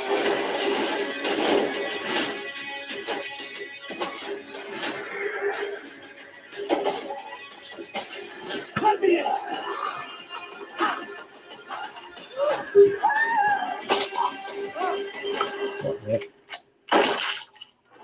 Oh, wow. To get you, Barbara. Night of the Animated Dead. Wow. Word on digital and Blu-ray. Of course, this was released straight to video. Yeah, it's like Brad's like almost looks like Archer animation in a way. Now, You know what I was actually thinking more of? I was actually thinking it looks like Jill's saying that has a Scooby-Doo feel to it it. kind of does. I mean, to me, it just looks like the kind of flash animation that like most internet content creators have been stopped using like 15 years ago. To me, honestly, this is just my opinion. To me, it almost looked more like an episode of that show, The Boondocks, actually. It just, Oh yeah, I don't know. I don't know. It It's just like to me, it just had that feel to it. I don't know. It kind of had a slower frame rate than what I would like in this, but Colin, Sam, and Dean. Sam and Dean Winchester. Oh yeah, definitely need those guys on board. Yeah. But I have I have this movie. I've watched it. It was just like watching the first film, just a little more graphic. Oh yeah, I Well, mean, you know, well, that's the thing with animation. You know, that is possible. Yeah, because like, I mean, hey, with animation, anything's possible. You want to make something more graphic? Why not? You know, Yeah. and it's a dead animation technique, Robert says. a dead animation technique. Yeah, like flash animation. Yeah, like yeah. This seriously, that the animation in this kind of looked dated to me. You know, I know it really does. so Okay, so I was just looking over comments out of everybody. I just love what Robert said on my personal page when Karma Wild was watching earlier. I think it was her or Taryn, and they're like, "What are we talking about tonight?" And Robert says Ebola. Like what? not Ebola. oh my god, Jesus, Way graphic, love it though. That's what Jill said. way graphic. Yeah. Well, I will give it this. It does increase the gore aspect of it, but just the way the animation looked is, but I don't know. I just feel very iffy about it. I'm kind of iffy about it too. I mean, if it was, I mean, that's just it's kind of hard to say for the most part. Oh wait, hold on. The Let's Xenomorph. check and see who else was liking this earlier on the personal page. Kara was, Charles Williams, Robert Hanna. Oh, Ben Mabel was. Yeah, guys, if you're watching on either one of these guys' personal page, come over to the Things Network page. Yeah, Things You'll Network be able to see your page. comments. Yeah, Eddie Pence was watching. Jason Arthur, one of the three J's. Oh, and even Tyler was watching. Don, he liked it. For a while. Oh yeah, yeah. He's like not on anymore, but I know he's not, but I did see him on here. the Xenomorph. Yeah, I know. I was wondering what that was. Like I know. That's what Robert was saying. Yeah, You were asking about. Oh yeah, that's right. You were asking about what would cause that much blood to come out, like when I was talking about vomiting. Oh, or the Ebola. Xenomorph. Yeah, that is yeah. true, actually. Yeah, and Xenomorph from my, that's the monster from my all-time favorite horror film, Alien. Yep. Yes. Oh, you're sharing the Things Network page. Okay. Oh, there you go. Okay, cool. Yeah. Yeah. So at least this time you don't have to deal with 8 links at a time, Jeremy. Well, that's just it. It only went to 4. Yeah, I know. I thought, okay, that's odd because usually it should have gone to all 8 platforms. It should have. In fact, it didn't even go to either one of your personal profile. Oh, it would. Yeah, it won't go to your personal profile. That's right. I could have sworn I sent this thing to send it to all there. It sent it to your YouTube page. Yeah, but I could have sworn I clicked it all those pages, the Twitch and the Facebook and the. Yeah. I don't know what went But wrong. you guys would have to go to your personal profile and shut Brad. up. So glad I don't have to see all those spam links from Jeremy tonight. So you're asking for it on Thursday. Oh, Besides, man. this is I just my thought of show, something else. so I'm I not just gonna thought- do that today. I just thought of another funny title, by the way, about like this just came up in my head when I saw the comment of 28 decades later. You know what else they're gonna have to make? 28 comments later. What? 28 comments later. No, no, I was gonna say if they're really fast forwarding, they're gonna have to do a movie called 28 Centuries Later. Oh, man. Oh, wait. So Here. 28 centuries later, there'll be nobody left on Earth. No, probably not. Probably not, man. Billy's 28 saying links later. Yeah. 28 links later. Yep. Oh, here. Oh, I'm sorry, Don. Yeah. So Billy Loomis is saying Terminator versus Alien versus Predator. I'm guessing this is asking me who would win. I think Terminator would win because like he appears human but a metal endoskeleton underneath, and well, I don't know what kind of effect the corrosive blood of the alien would have on that, but 28th yeah, Century Fox. I'm still voting Terminator. Yeah. I would say that the xenomorph's acid blood would probably go through the metallic structure of Terminator. It It's could. pretty strong, That is likely. Yeah.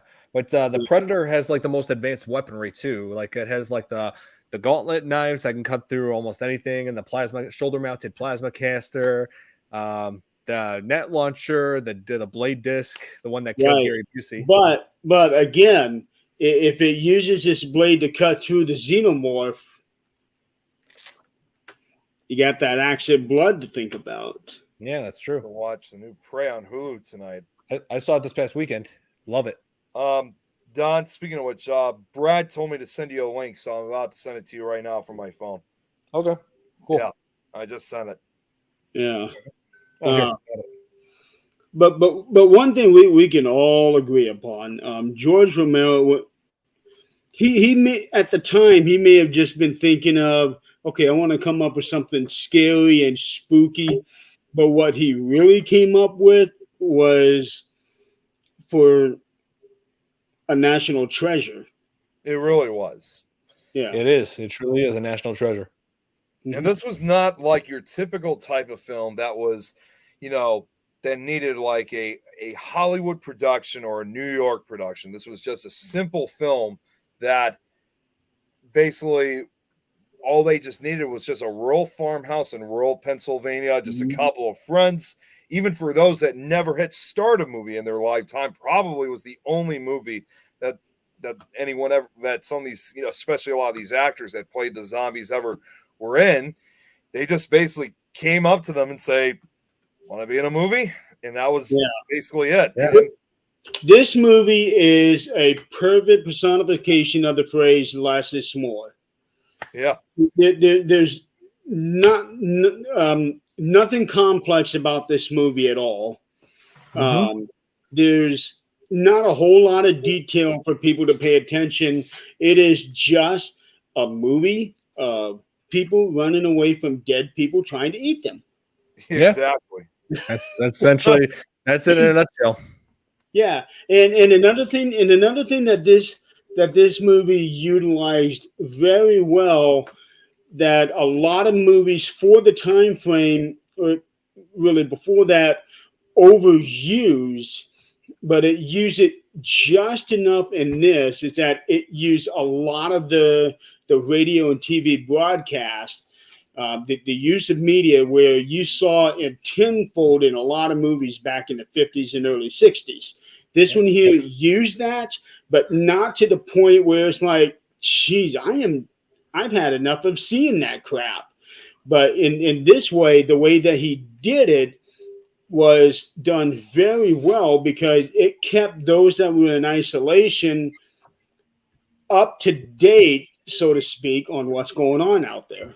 Yeah, Right. because this is not like today's time where we just have this, which keeps you alert from everyone around you, and keep saying, we can just call up saying, oh hey, I don't think there's too many zombies outside my house. How are you guys doing over there? You know, like Yeah.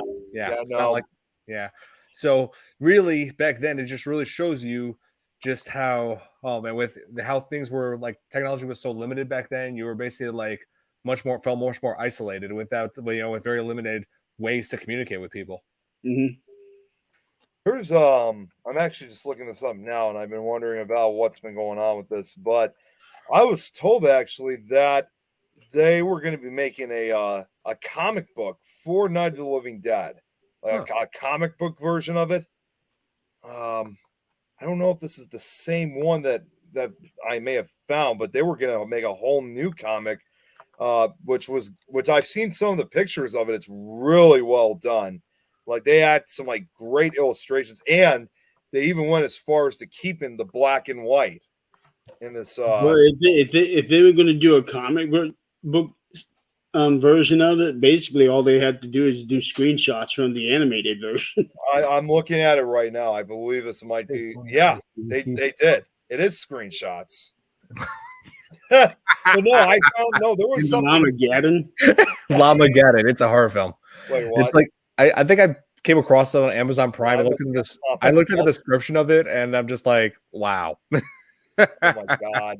I know I'm going to regret this, but what's it about? Lamageddon. Oh, man. You sure you want to know? Okay, here. You want me to I pull don't up? know. When you hear something that says Lamageddon, you kind of get the idea, but you just want to hear it. Because the stupid thought that's going through my mind of what this movie's about, I just want to know if it actually really is that or not. Okay, let me just pull up. Let me just pull up my my Amazon Prime on here. Hang on 1 second. Okay, here. Let me get in. Let's see. No, I don't want to watch the movie. Click. Okay, click on. I don't want to put the movie on. I was like, no, I do not want to. So now you're showing a movie to us. You're showing that movie Lamageddon, so we were forced to watch it. Hell no. Hell no. Anyway. Chocolate. Okay, here's a brief Skittles. summary. Well, okay. Here's a brief summary.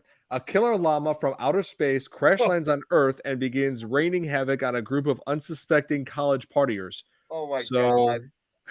Oh, and here's a picture of it. Look at this. Okay, I don't need to see more. It's worse than what I was thinking. They come up with some of the most ridiculous things ever. It's insane. And yes, Robert, I'm familiar with this. Oh, Sharknado, shark zombies, zombie piranhas. Yeah. And now, don't forget, Robert brought this up, and I know this movie. There's a New Zealand zombie sheep movie called Black Sheep. We're not talking about the Chris Farley. It's not the Chris Farley one. We're talking about an actual movie involving killer sheep and sheep. Sheep. See, I actually why not? We have a killer Winnie the Pooh, so yeah. See, I actually thought Black Sheep. Actually, I believe it or not, I thought Black Sheep was an Australian movie, but Robert's got it right. It's from New Zealand. Chocolate mixed Skittles discontinued in 2008. I did not even know those existed even back then. Chocolate mixed Skittles, huh?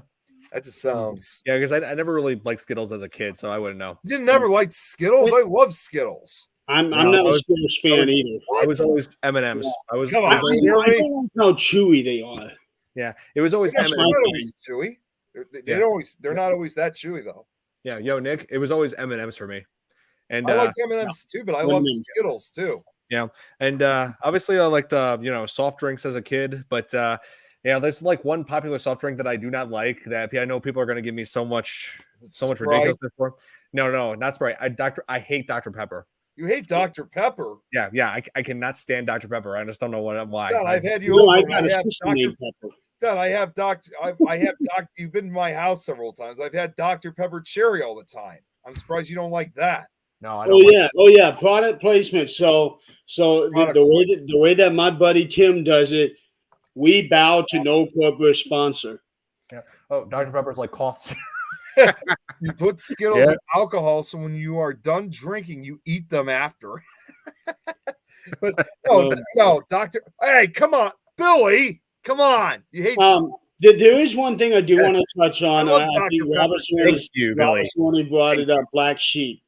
Now, Black Sheep, I can see it being a good name for a good horror movie, just not one about killer sheep. Yeah. I can already kind of see the premise of it, where Black Sheep is basically the misunderstood boy next door. Right. Oh yeah. That does make sense though. I can already see the premise of that, and the title Black Sheep would be perfect, where it can be a serious, good horror movie. I got for those that don't want to drink the worm, taste the rainbow. Yeah, that's the other thing, Don. How could you guys have not like Skittles? Most people can never resist tasting the rainbow. I can resist. Oh my god. Mountain Dew is like I just don't like how chewy Skittles are. I just don't like that. They're just too chewy for me. See, yeah. I still remember when I played Zombie as Toil of the Dead for friends hanging out overnight to watch as we all pass out like they were WTF Jill. You watch the weirdest movies. You should see some of the movies that I watch. Yo, you want to look at weird movies? Go on horror films on Amazon Prime and on or on just the Sci-Fi Channel. They put so many ridiculous bad movies. It's Sci-Fi Channel. Yeah. It's like I watched a few of them as a kid, but I was just like, wow, this is dumb. Okay, I'm not watching these anymore. With the Sci-Fi Channels, that's where the Hollywood rejects go to. Yeah, I know. Yeah. So, Brad's asking, Brad, you want your lightsaber in gray or all black? Oh, sorry, gray. I forgot to respond to that text. My apologies. Yeah, so gray, please. So you just don't like the chewiness of Skittles. You like the taste of it though, right? It's been so long, really, Nick. I don't remember the taste of it. I just remember how chewy it was, and that's why it was only the one and only time I ever ate Skittles. Yeah, let's see here. Stopped eating Skittles and started eating M&Ms. You know, M&Ms are wait a second. M&Ms are kind of chewy too, if you think about it. No, they're not. What kind of M&Ms are you eating, man? Like, yeah, those M&Ms are stale. The mini M&Ms are really chewy. No. Oh yeah. If your M&Ms are chewy, they're stale. Yeah, you eating stale M&Ms, Nick. Yeah. It'd be like eating 5-year-old Scooby snacks. Oh, Jesus. Okay, so you'll give it to me. So if I come out to Mansfield, so I can give it to you, then Don. Oh, see, M&Ms are with the I'm still waiting on confirmation on if Nick's going or not. Yeah, look, I am going. I told you that already. I'll be there. Yeah, Mansfield. That's where they filmed Shawshank, right? Yeah, and Don, it would be awesome if you were able to come out too, but unfortunately, you got to work though. Yeah, that's the thing. Yeah, I got to work. M&Ms with the chocolate fudge in our chewy. See, Robert's got a point. Some of these M&Ms are chewy, and depends on the flavor. It depends on the flavor, but you want something. I'm not even going to argue. Now the peanut butter M&Ms, those are really good. Which one? Yeah. The peanut butter M&Ms. Well, I got to be honest. Those are so good. I'm going to be honest with you guys. I don't like peanut butter M&Ms. And it's not because I'm not allergic to it. I just don't like the taste. I don't like peanut butter. That's the same with me with strawberry. I don't like the taste of it. And I like, depends. It depends exactly with strawberry. Yeah. So anyway, back to Night of the Living Dead. Yeah, because we're going on like all over. Yeah, I know. Yeah, we went from Night of the Living Dead to Star Wars to Star Trek to Skittles to M&Ms to Dr. Pepper. Let's not forget that, and Mountain Dew. Yeah, let's not. Yeah, this conversation's been going all different directions.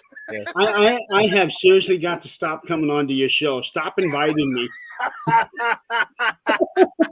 Well, we were supposed to have a few other people on, but I sent them the links, but they never got back to me. No. Yeah, Jen was supposed to come on, and who else? Jan.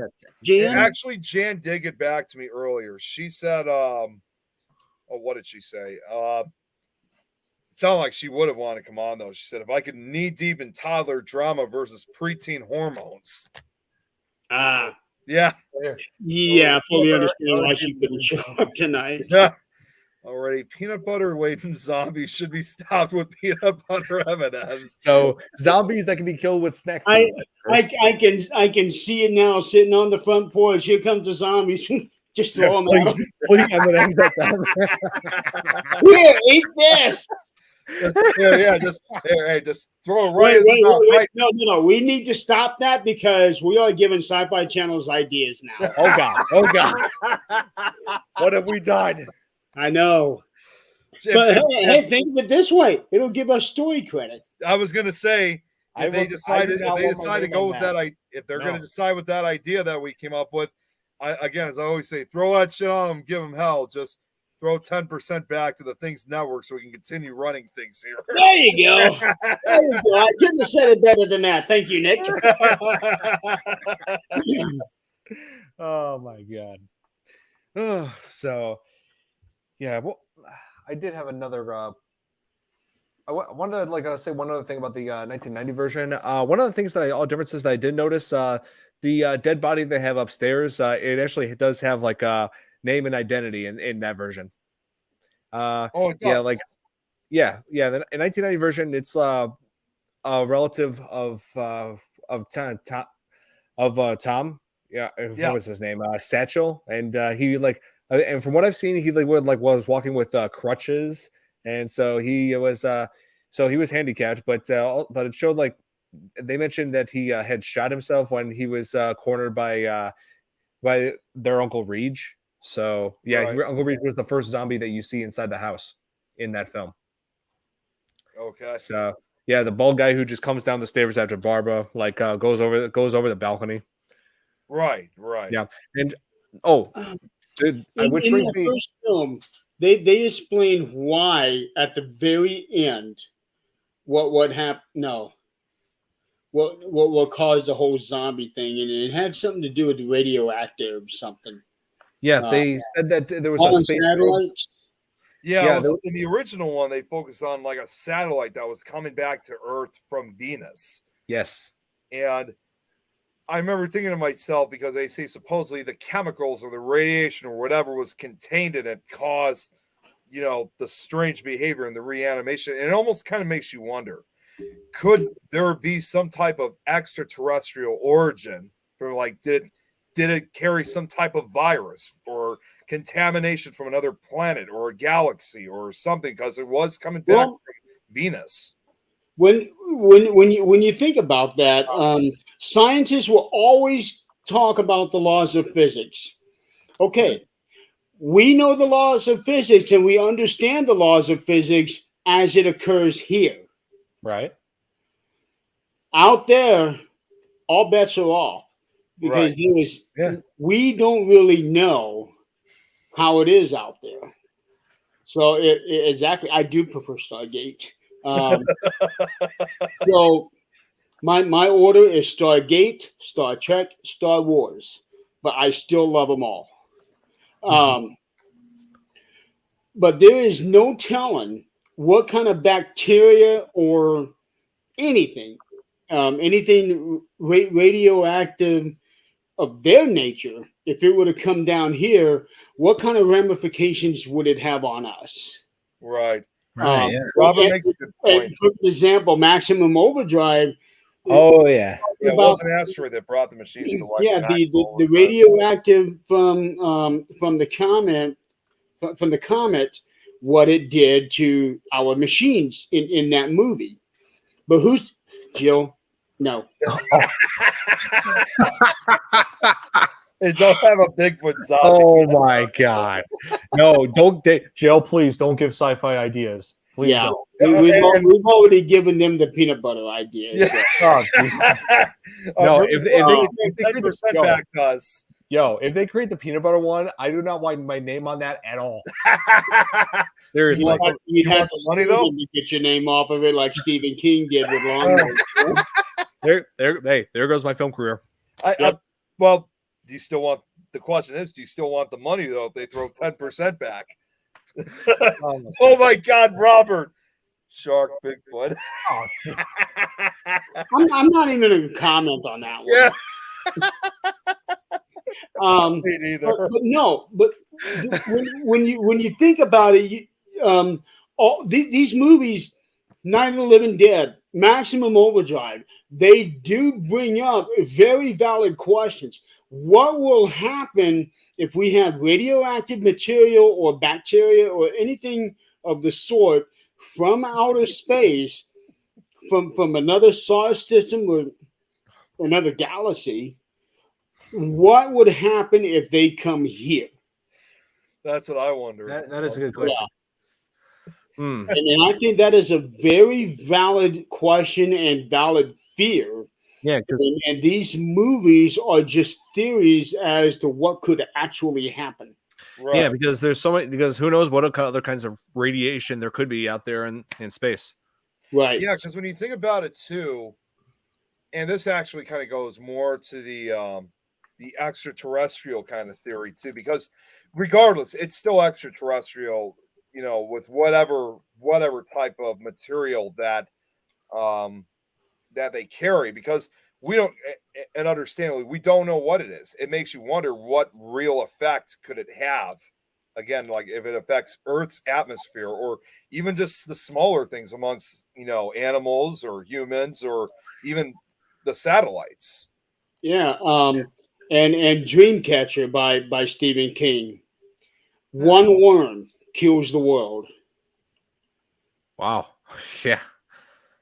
Man. That, I just got a that was the premise of the Dark movie. Week.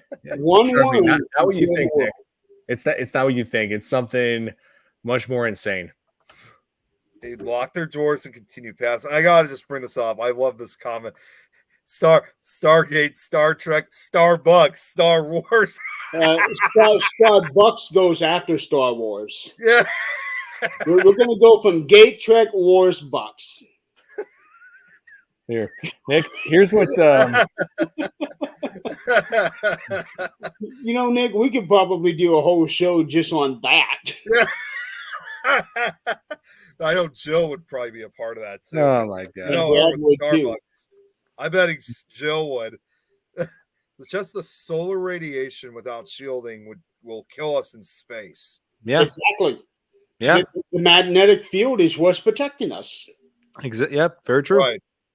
Yeah. And I wanted to say one of my absolute favorite changes that they made in the 1990 version is making Barbara a strong female lead, because as opposed to, you know, just sitting on the couch and you know, in total shock for the majority of the 68 version, she like really stepped up to the plate and was really holding her own against the undead. And even taking notice, the zombies outside, they're so slow, we can just walk around them and not have to run. And she turned out to be totally right about it. Yeah, like they're really easy Not to. that first one. Oh, well, Well, That first yeah, one yeah. chases me. well, but that's in the 1968 version. Now I'm talking about 1990, where they were just like super, super slow. Well, I'll have to watch that tomorrow night. The 90 version. Yeah. I've got all three versions. Well, except for the 3D one. Yeah, don't get the 3D one.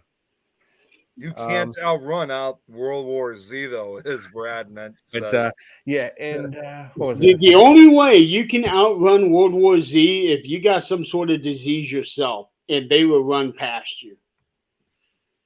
Yeah, Yeah, exactly. just making There's jokes actually about something else I'm looking up right now for you guys, and this was something involved with what we were talking about, like, you know, with certain effects that, you know, meteors may or comets may, you know, carry with you know, if it collides with certain parts of our technology, like our satellites. I'm trying to look for what I was gonna find, so just bear with me for a second. But it was something that was kind of involving with what we were talking about, because again, we never know what's ever in the material of some of these comets that and what effects they may have. Oh yeah, that's anyway. Robert was just saying that yeah, Patricia Tallman played Barbara in the 1990 version, and I remember she also played the witch. It was a very brief performance in Army of Darkness, where that scene where Ash is fighting off a witch when while they were while they were talking about his mission to go retrieve the Necronomicon. You remember that scene? I think I do remember that. Yeah. Yeah, saying "You shall die. You will never obtain the Necronomicon." That was her.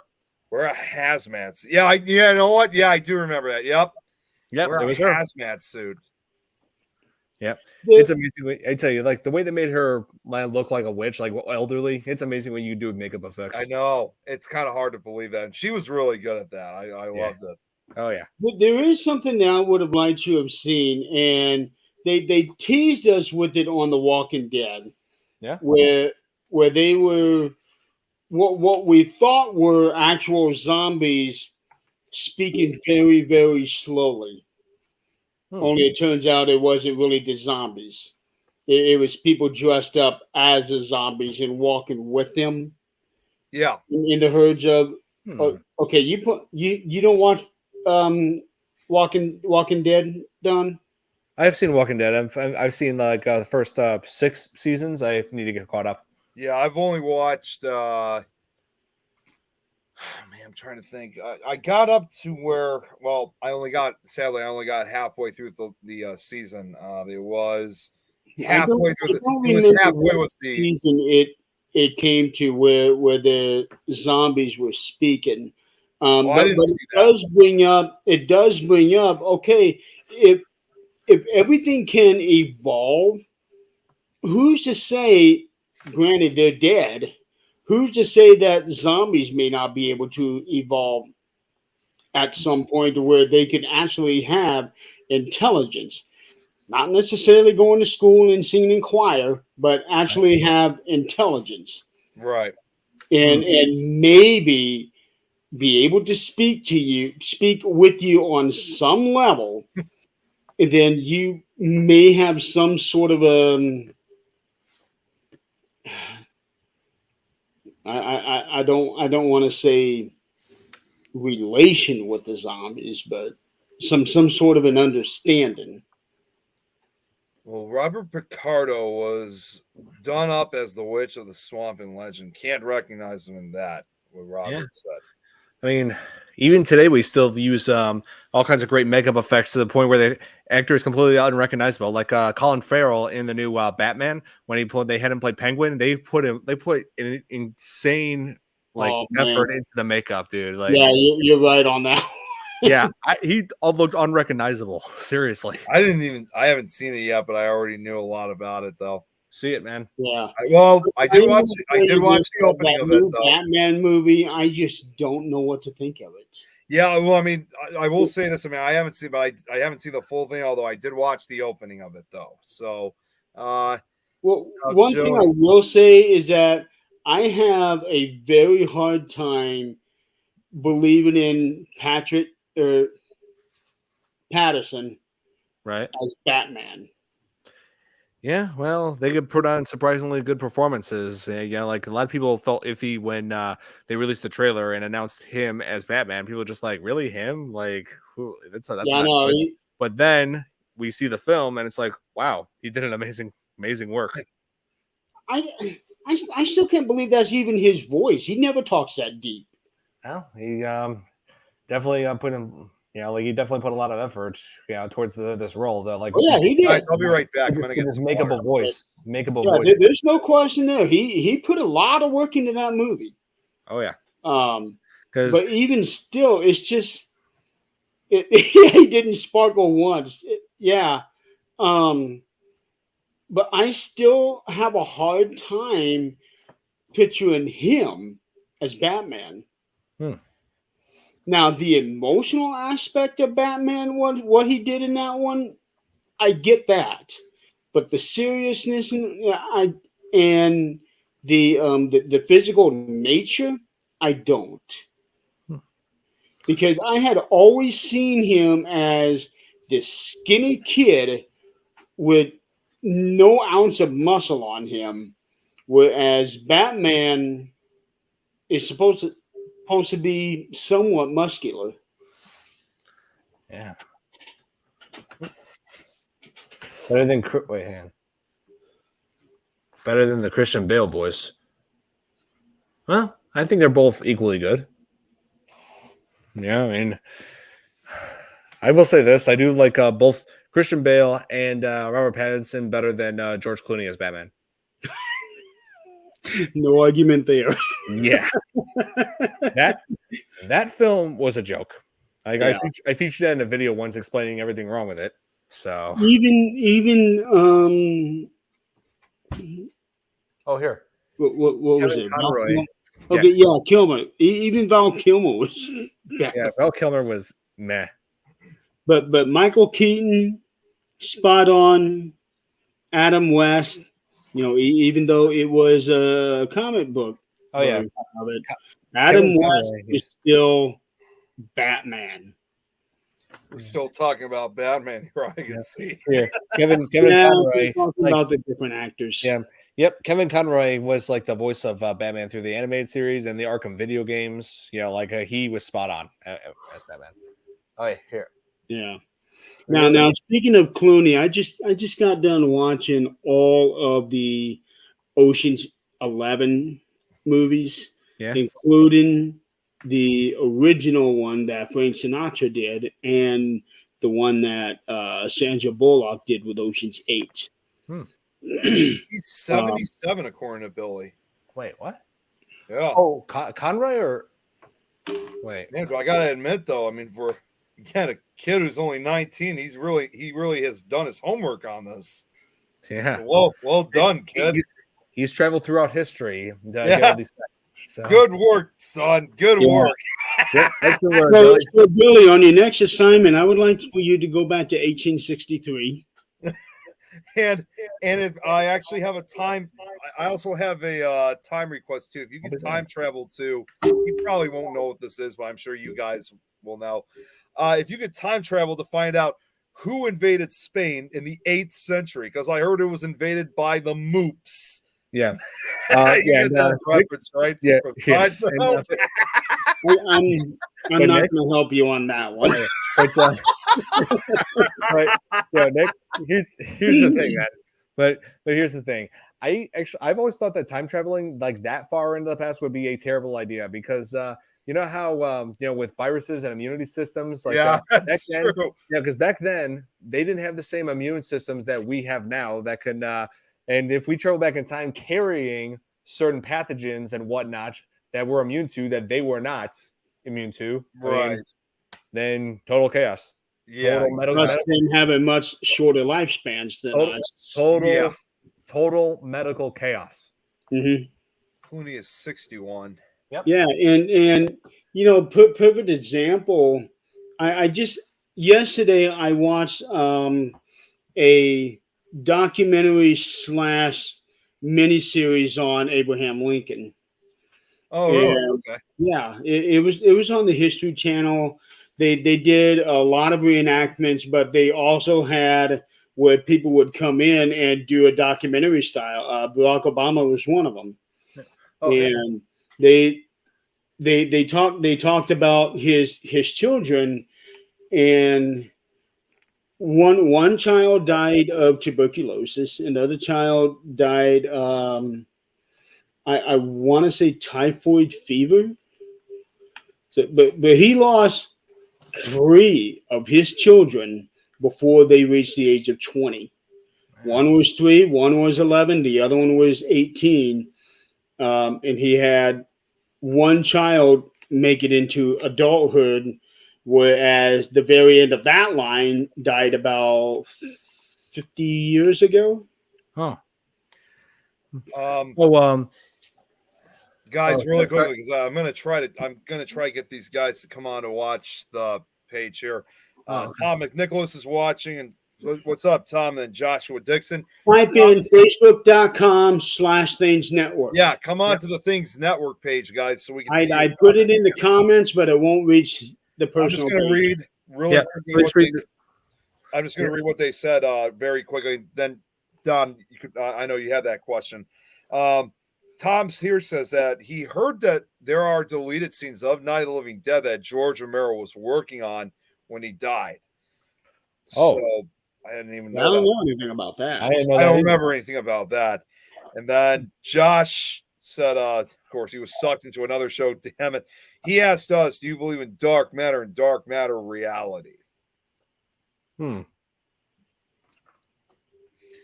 Yeah, Josh, Tom, in the meantime, while we're thinking that, come on to the Things page so we can see your comments. Yes. Here, Things Network. Billy Mount the third has asked me, Don, what do you think of Zack Snyder's Dawn of the Dead remake?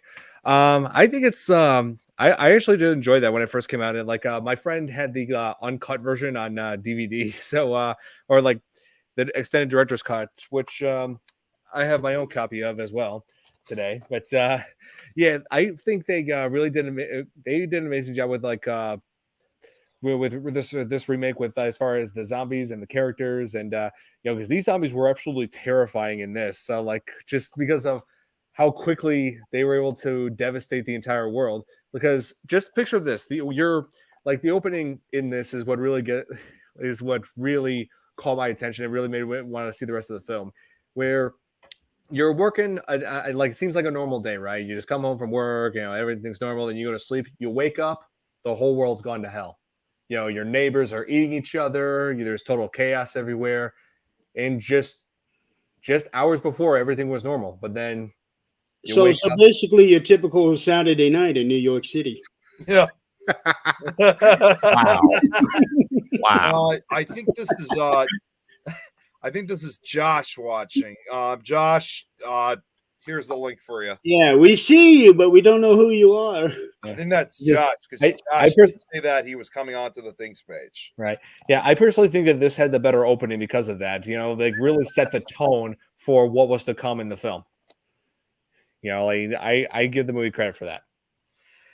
Now, is Dawn of the Dead the one that has the elevator that goes down into the ground, or is that Day of the Dead? That's Day of the Dead, where they go into the ground, into their bunker, the military bunker, where they experiment on how to cure the zombie outbreak. Yeah, that's Day of the Dead. I gotta admit, by the way, with the remake of the Dawn of the Dead, like even when they made it, they had intentions of wanting to make a few changes compared to the original. Like the first thing, obviously, they had to do was make the zombies fast.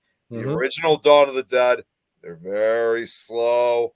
So that was quite a change to actually see them run. Oh yeah, the original. Here. Speaking of Zack Snyder, by the way, what did you think of Army of the Dead and the prequel Army of Thieves? I'll be honest, Billy, I have yet to see Army of the Dead. That is on my list. I'm actually planning on seeing it soon. I hadn't even heard of that one. Didn't I did a reaction video on the trailer for it? Yeah, I just didn't see it yet, but yeah, I will soon. It's just that I've been trying to catch up with so many other movies and shows, but yeah, that's definitely on my list, Billy. So I will watch it soon, man. Is Army of the Dead one of them straight to DVD videos? It's a Netflix premiere, I believe. Okay. Yeah, let me see. Because I know that over at Walmart they have these. It seems like half of the shelves are these B movies that are straight to DVDs. Yep. And when you look at it, it's like, oh, this is going to be a terrible movie. Yeah. Yeah. Yeah. Well, and you still can't help but buy it. Yeah. Well, Army of the Dead is like a zombie outbreak in Vegas. Yeah, just basically then that's basically like your typical night then in Las Vegas. Well, what better place in Vegas? Because Dawn of the Dead was like your typical Saturday night in New York. Here's the one for your typical Saturday night in Las Vegas.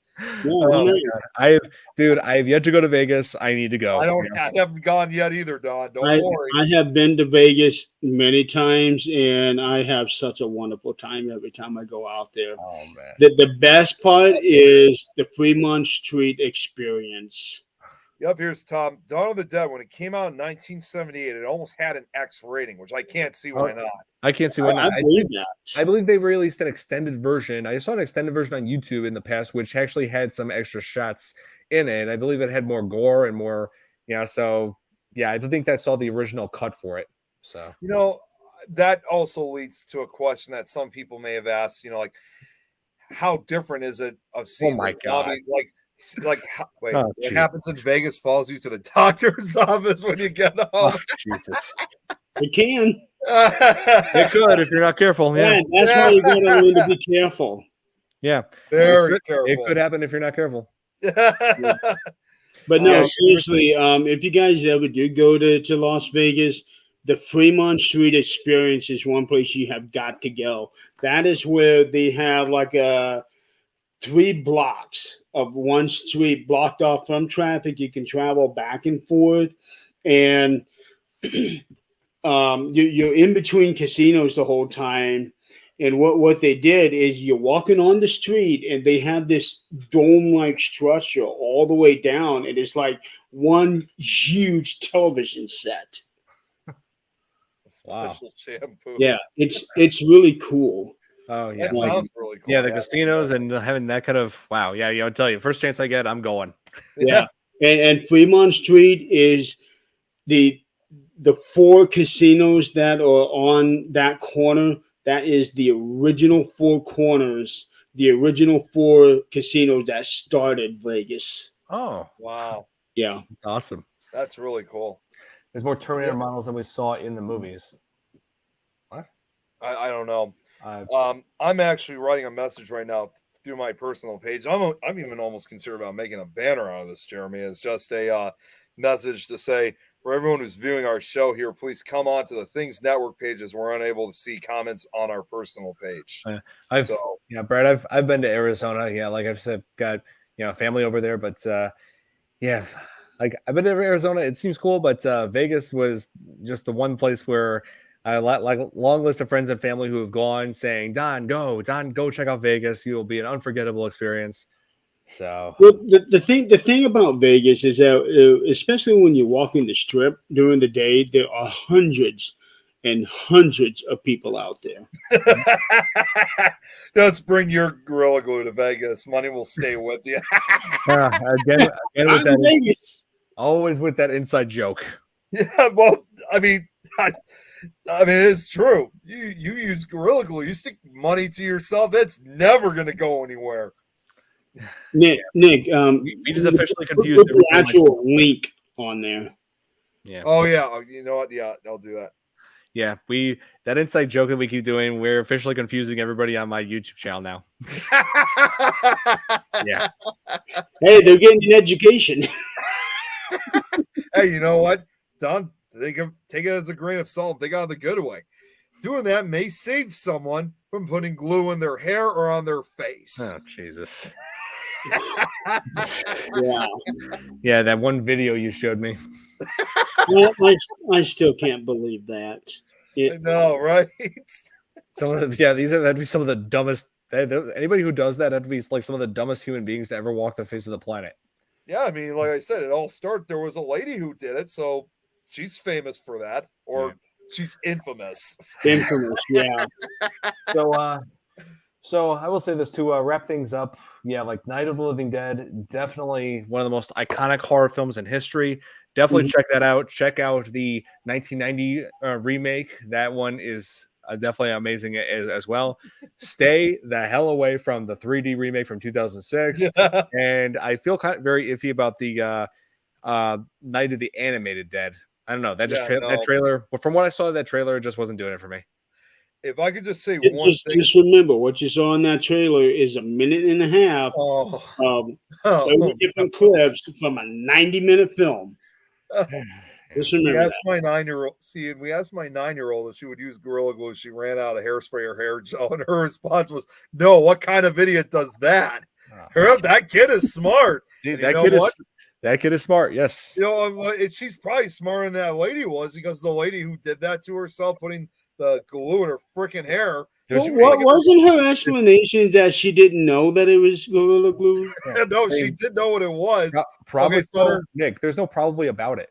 Well, no, what I was going to say was, first off, this 9-year-old obviously is smart, because this is a lady who's in her 40s who did this.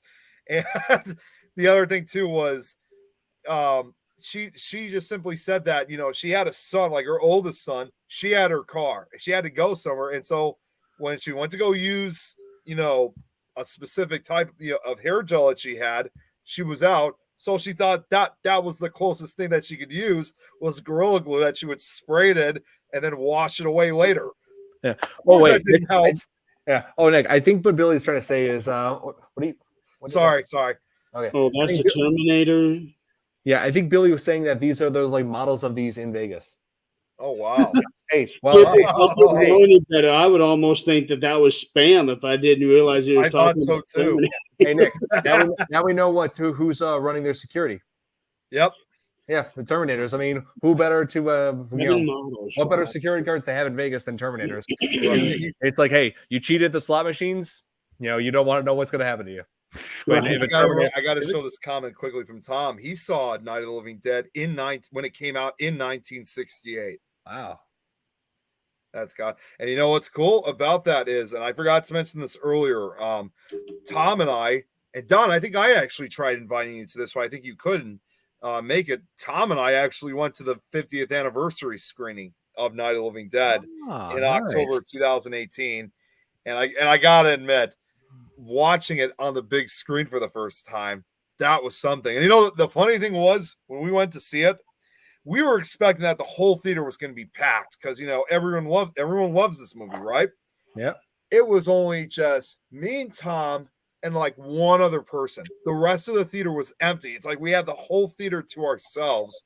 Well, Sweet. what time of the day did you guys go? Oh, well, we went at nighttime. This was I think it was like the 10 o'clock showing of it.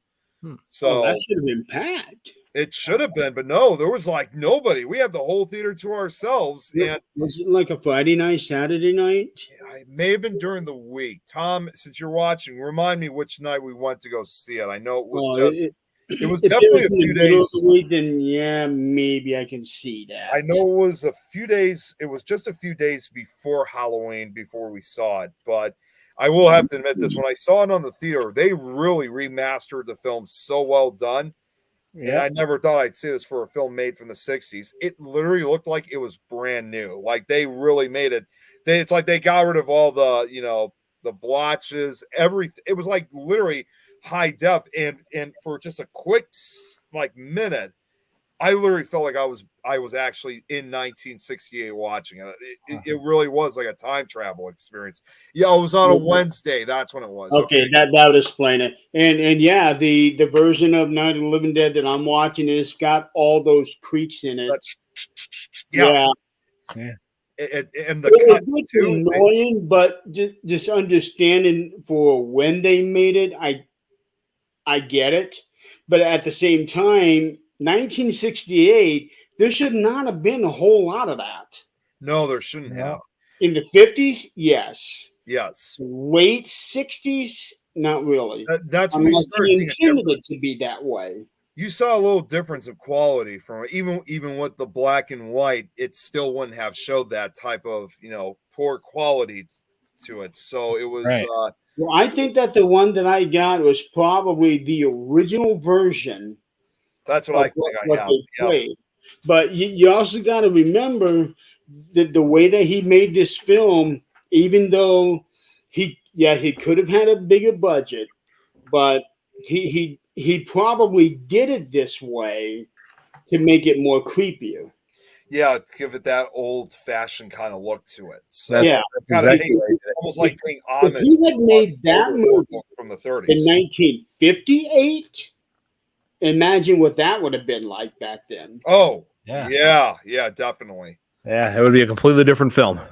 It would have been, and Giorgio Romero was. No, if he had made the exact same film in 1958, if that film had come out 10 years prior, imagine the effect it would have had on society then compared to what it did when they did release it. And Giorgio Romero was really young, of course, was really young at the time when he made Night of the Living Dead too. He was only like 27 years old when he made it. So he really knew what he was doing when he made it. And yes, Tom also brought this up. They had a cool making of documentary. Yeah, right before we saw it, they showed the movie. They had the short documentary, which again, it's a shame that Giorgio Romero didn't stick around for one final year because it was just a year before the 50th anniversary. So in the documentary that we were that Tom and I saw, as a result, they ended up interviewing Romero's sons. I think he has two sons of his. Yeah, I think they're both in their I would probably say like late 40s or early 50s by now. So they've really kind of been carrying on the legacy of their late father. And I do recall from the documentary that, because again, not only did I hear that again, they were making some new comic that was going to be coming out soon.